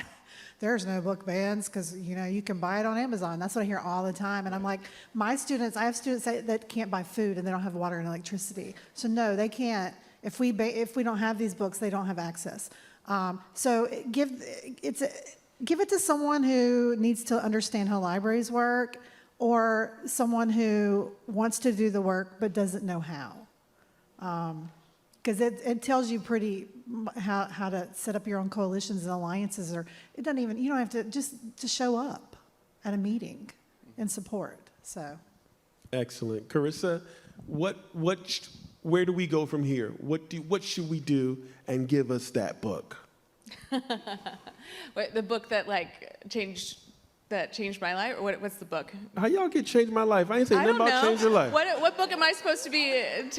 What's? This ain't Oprah.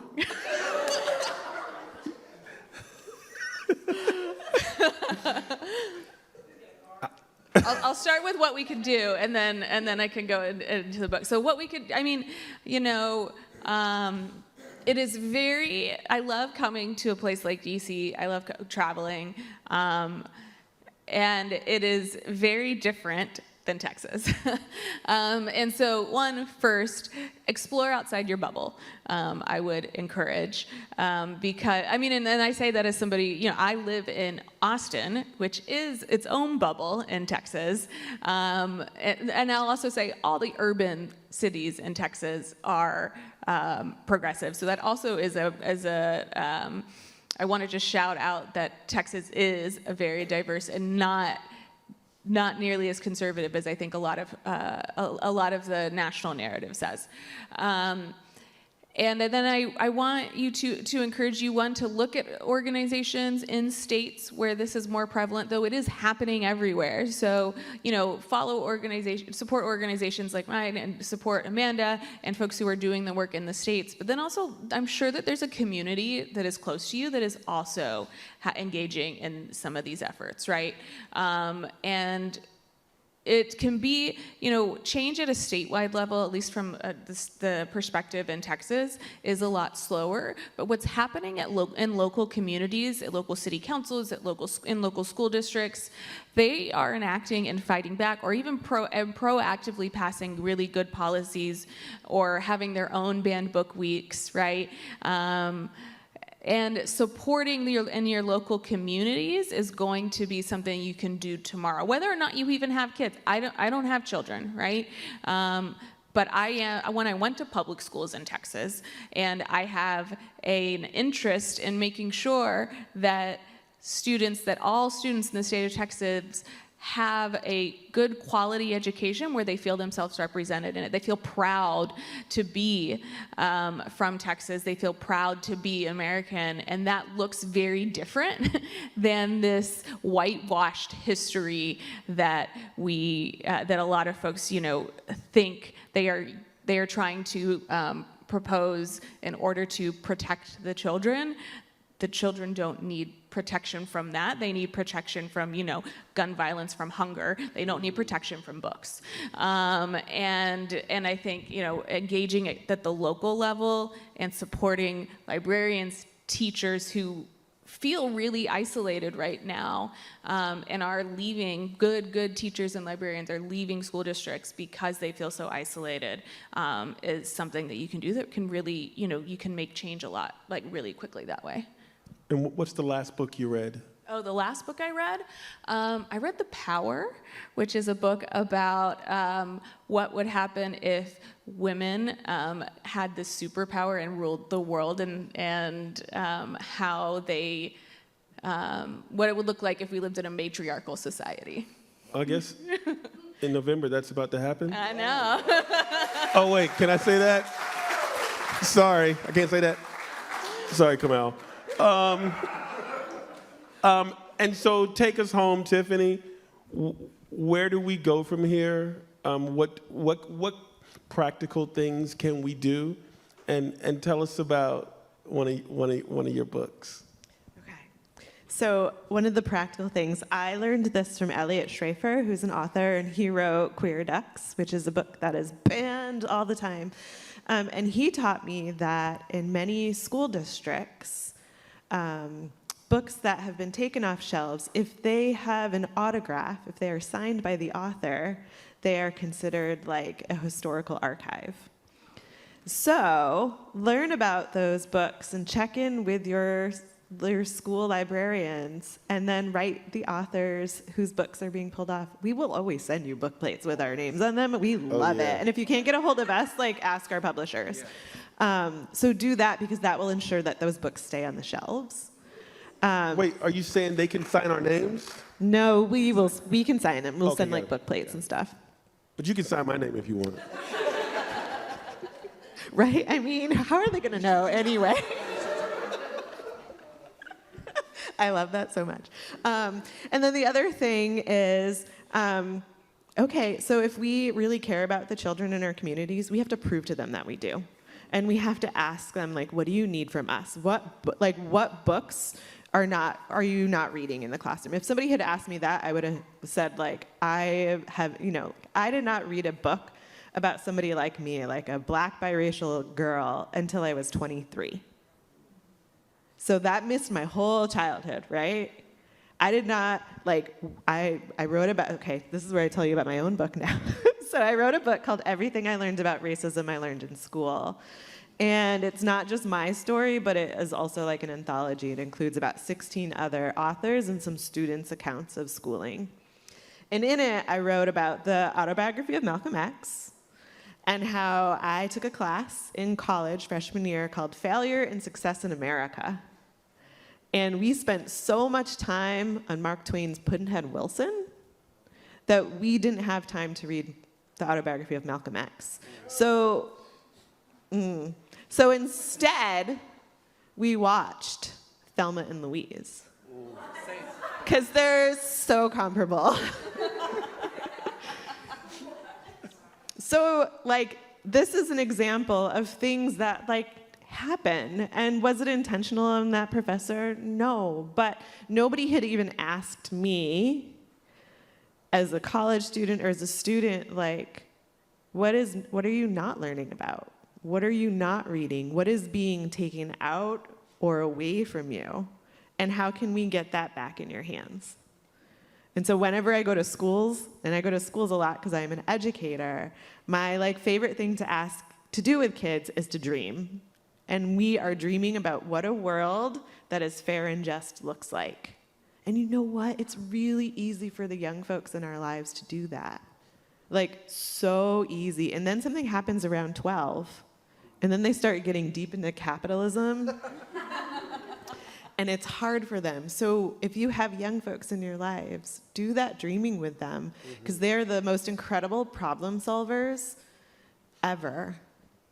Sometimes, like, it's a stretch for us.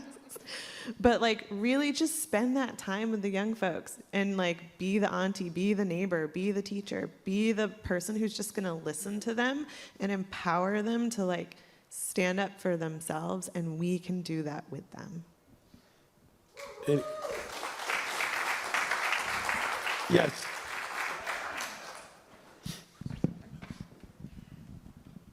Hi, I just have a simple question. How can we get this banned books list? I want to start a library with just banned books. Yeah, it's different. There's so many lists. it's there's not one list. Like in Texas, there's a suggested audit list of like 850 books. But each school district is different, right? Yeah. You're the librarian, so. Well, I was going to say that American Library Association puts out the State of Libraries report every year, and you can go and look and see the top 10 most challenged books. You could start there. PEN America provides a list. But yeah, I would start with the American Library Association's State of Libraries reports, because they'll go and talk about the top 10 most banned books. And you know, people like to say there's no agenda, and you go look at that top 10 list, there's an agenda. That's very obvious why they're challenged. But yeah. Before we leave, I'll say that all the authors will have books outside sold by People's Bookstore. We love People's Bookstore. And Kamal's book, The Awkward Thoughts of W. Kamau Bell, and the subtitle is 100 words. Anybody got time to read that? Dr. Lauren Wells, who was on the previous panel, There Are No Deficits Here, Disrupting Anti-Blackness in Education. Let's take us out with this. Amanda, give us a word you love. Word I love? I love the word reading. I know it's simple, but I just love Apropos. reading. Carissa, a word you love. Dang. Leadership. Beautiful. Tiffany, a word you love. Justice. Justice. Antonio, a word you love. Can I say the same one? No. Akimbo. I love the word akimbo, and it's when your hands are like. And I just love that word, akimbo. Got it. Having access to reading can give us an accessibility to real justice, but we need real leaders to be able to do that, and to be able to create and support that. We are all standing in akimbo. So thank you all so much for joining us. We done? Oh, right. We have one more sort of wrap-up session, but as our panelists are leaving, please give them a round of applause. And Kamau will join me back on the stage. Please give us about 2 minutes. We'll be back in 2 minutes. I don't think we need 2 minutes. We're good. We good. No. You need 2 minutes? No, I have many minutes.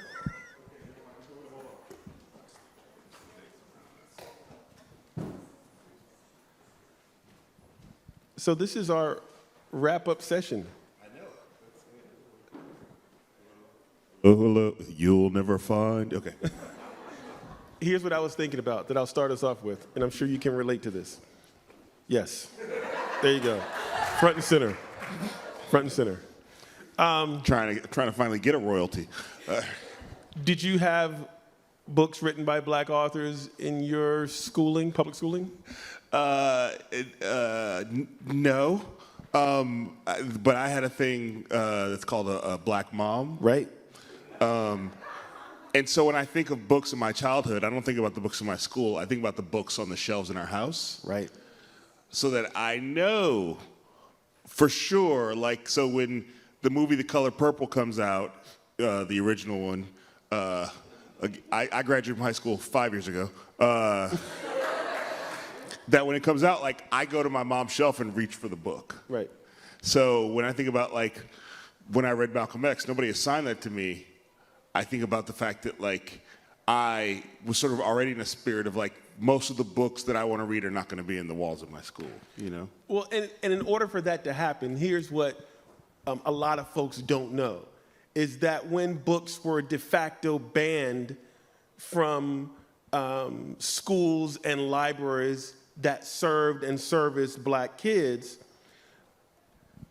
one of the ways that black people resisted and fought back, Clara Villarosa went out and started a Human bookstore in Denver. Blanche Richardson started Marcus Books in Oakland. James Fugate started SOM Books. Like, black people started bookstores, right? So you aren't gonna be able to, like, ban our books. We're gonna find a way. And so they built businesses to ensure that books got out into the community. You had librarians like Deborah Taylor and Judy Cooper at Enoch Pratt. So there are, like, these really sort of big things that have happened in our history that were done by people who were really serious and committed and fearless, and they took on these gargantuan tasks to make sure those books were available to our parents. Yeah, and I feel like I have to tell my mom's story a little bit. So, because a lot of the things today are intersecting. I think she's still watching. She watched my panel. I don't know if she watched your panel. My dad's probably watching mine, and he watched yours because he loves you. So. Okay. She probably watched, I'm sure. But so my mom, when she was in grad school at Stanford University, was trying to get her PhD. This is the early 70s. Her PhD in African American literature. But she was told at Stanford at that time that that was not a legitimate area of study to focus your PhD on. So she dropped out. And then, so everybody thinks my mom's a PhD, she just didn't finish it. So then in the 80s, when you're talking about all these black bookstores, my mom spent her, and she was in schools in Indiana. She remembers when they integrated the schools. She remembers that she was put in remedial English in the white school just because she was black, all these stories. So then when she, in the 80s, when all these black bookstores opened up, my mom had spent her whole life collecting quotations by African Americans, and she realized at that point, people would call her because they knew she did when they needed a quote that a black person said for a speech or something. And so she self-published her own books of African American quotations in the 80s called Famous Black Quotations, because at that point there were no compendiums of African American quotation books. All the books about quote books were by white people.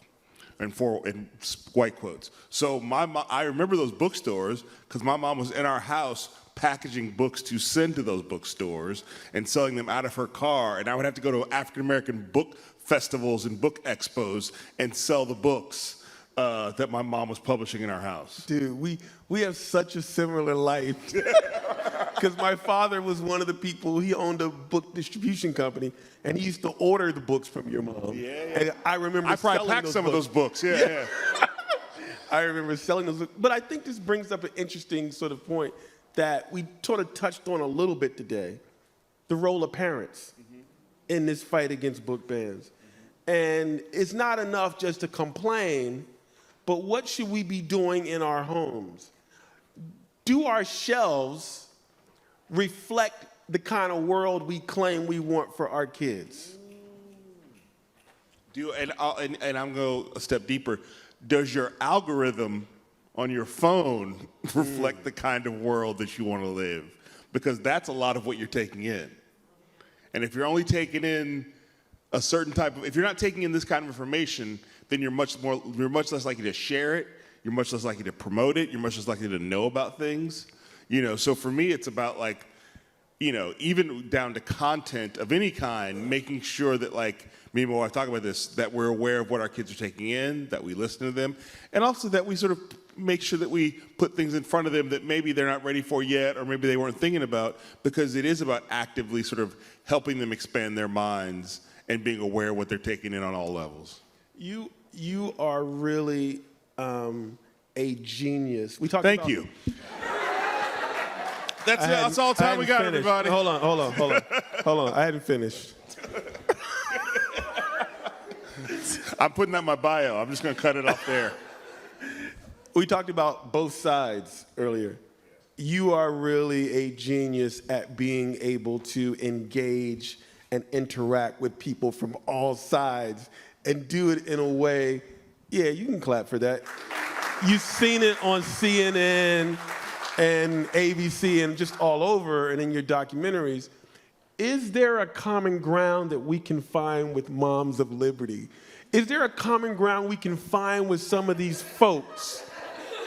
Okay, those are two different questions, though. Yeah. Can we find a common ground with, like, when you say Moms of Liberty, I'm thinking the leadership of that organization? I'm thinking of them as a metaphor. Okay, great.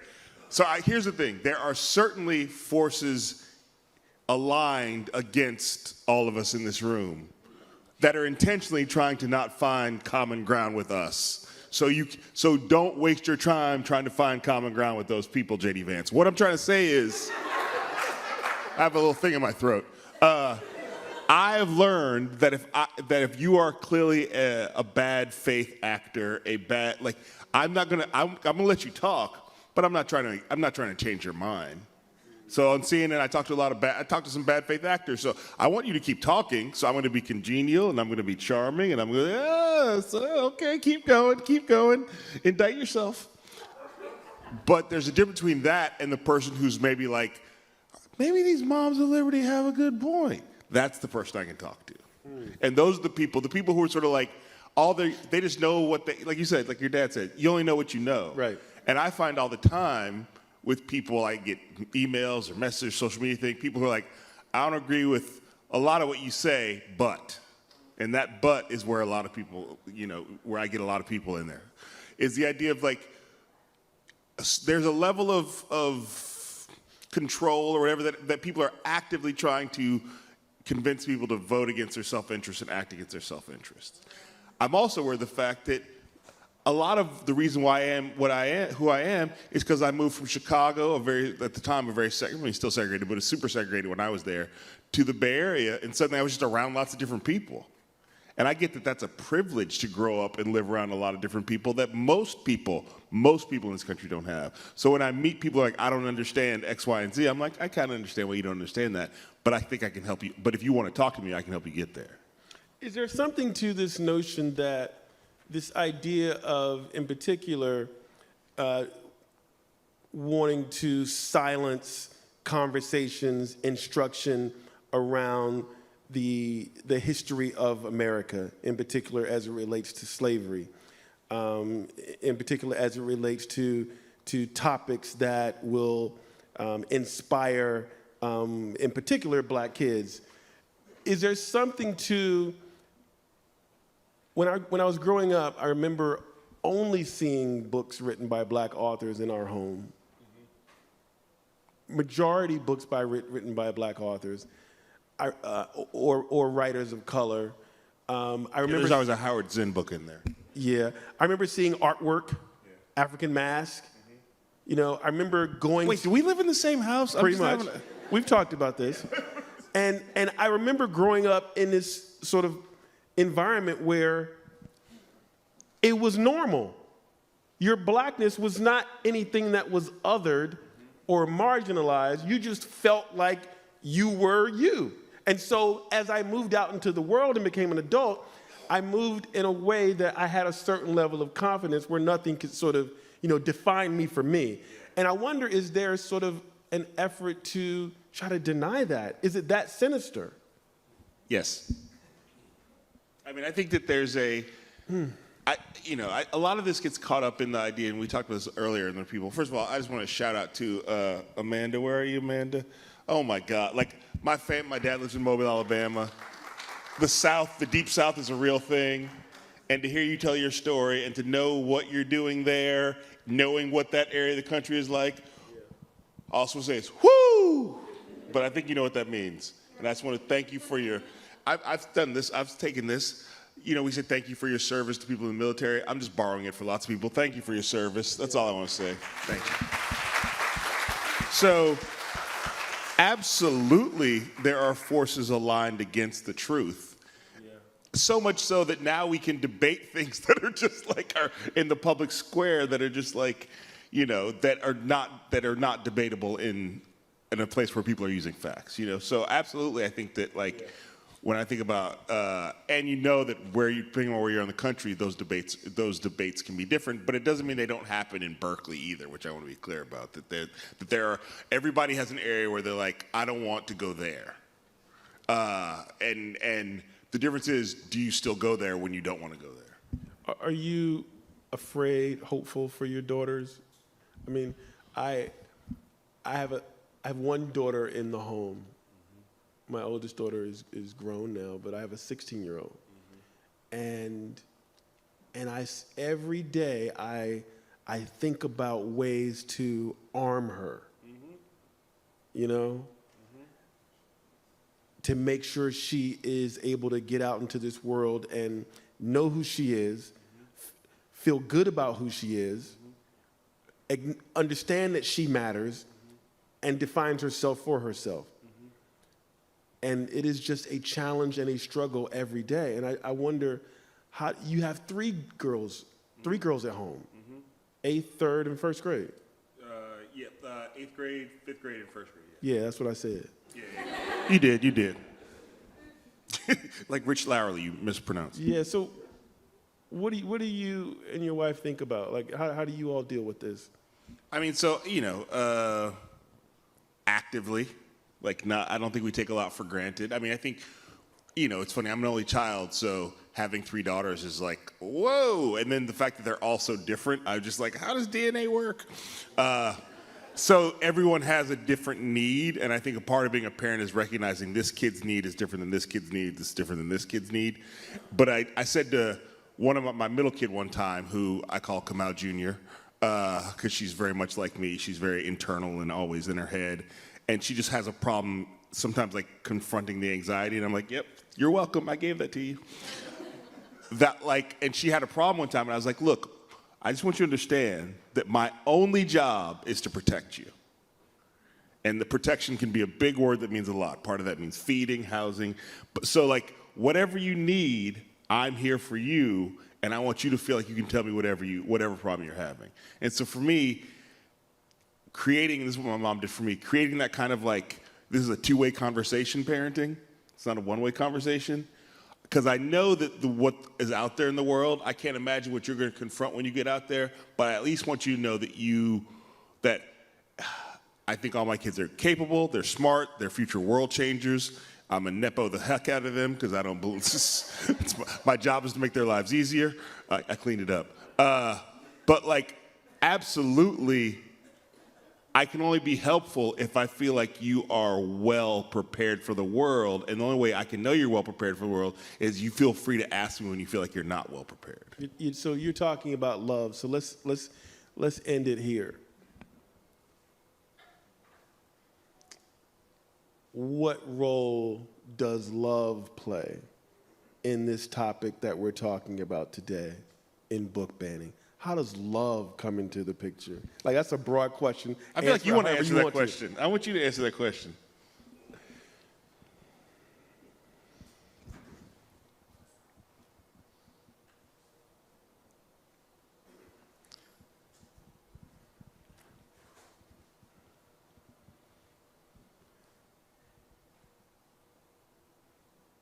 When I was growing up, I was a pretty precocious kid. I got into trouble a lot. Why are you laughing? Because they believe it. And so, whatever, Kaylee. And so my mother would send me to my room, which she knew I hated because I loved to be around people. So it was like a double punishment. And so I'm in my room and I'm like, I hate this woman. And so inevitably she'd walk into the room and she would recite a poem or sing a song, something funny.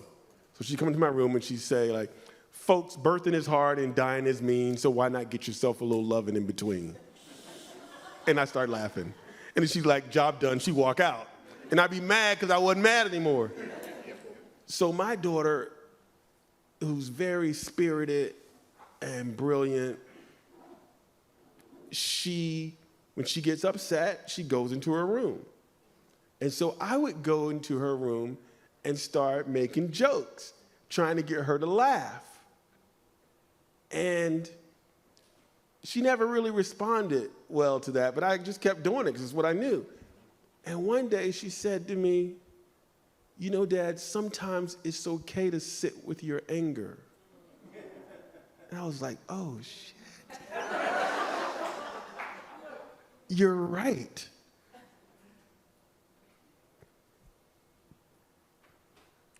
I have no idea what that has to do with the answer. But I think because love is about, I'm a grown man now, and I'm still learning how to love my daughter in the best way. And there's still room for me to learn. She's teaching me so much, even at this age. And I feel like if we care about our students, if we care about each other, if we care about humanity, I think that there is always room for us to learn and grow. And we don't have all the answers, but let's acknowledge that we still have some stuff that we can learn. I don't know, maybe that's what I think about when I think about love and all these challenging things we're dealing with, like book banning. Yeah, I mean, yes. Whew, that was tough. That was good. I turned it on you. I turned it on you. That was that CNN. You brought that back No, on. I did. Yeah, I did that. I learned that. Yeah, Anderson Cooper taught that to me. No, just kidding. So I think what I hear you saying in there, and this is where it is, love is not. I think love gets associated with softness a lot, like sort of romantic love or the romantic comedy meet cute love. Mm-hmm. Love is not always soft. Love can be inconvenient. It can be challenging. It can be scary. And part of me loving my kids, and this is part of what Amanda's doing because I'm just so impressed, is saying like, I love you so much, I want you to know the truth. It would be so great if I didn't have to tell my kids about the transatlantic slave trade. Right? It would be so awesome. Right. It would be so awesome if I didn't have to tell my mixed race kids who are mixed black and white about how because you're darker, you're going to figure the words like this, but because this one, you're going to pass, you're going to hear some things.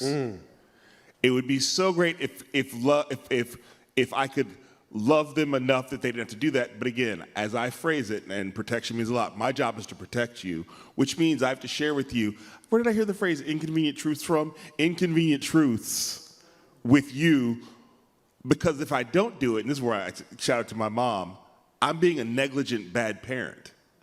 And if an educator doesn't do it, they're being a negligent educator. And if a librarian doesn't do it, they're being a negligent librarian. If they're like, oh, you want to find out about the history of the world? And they give you like, well, Ted Cruz wrote this book about the history of the world. That's bad librarian. Am I right about that? Is that bad? We have the Ted Cruz, the DeSantis, the Greg Abbott history of the world. That's bad librarian, bad parenting, bad teaching.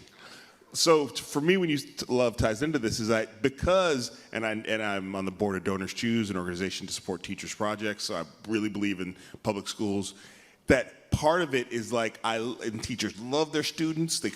Most teachers come out of their pocket for their students at some point. It happens across all schools. I love you so much because I'm your teacher, I'm your librarian, I'm your parent, I'm a community member, I'm the person who lives across the street from you, that I have to allow you access to the truth, or else I don't love you. On behalf of the 6'4" African-American, heterosexual, cisgender, left-leaning, asthmatic, black and proud blurred, mama's boy dad, and stand-up comedian Kamal Bell, I want to thank you all so much for joining us today. I want to thank the Aspen Institute for their amazing vision, for their hard work. Thank you, Kaylee and Danielle, for everything you all have done for this. I want to thank Kamal's team. I want to thank Tori and Sarah Grace on my team. I want to thank all the panelists the librarians, the publishers, the students, the authors, the nonprofits, the professors. I want to thank all of you and definitely the MLK Library for hosting us. Anything you want to add? No, you know what to do. Go out there and make the world a better place. I always say, friends, don't let friends not vote.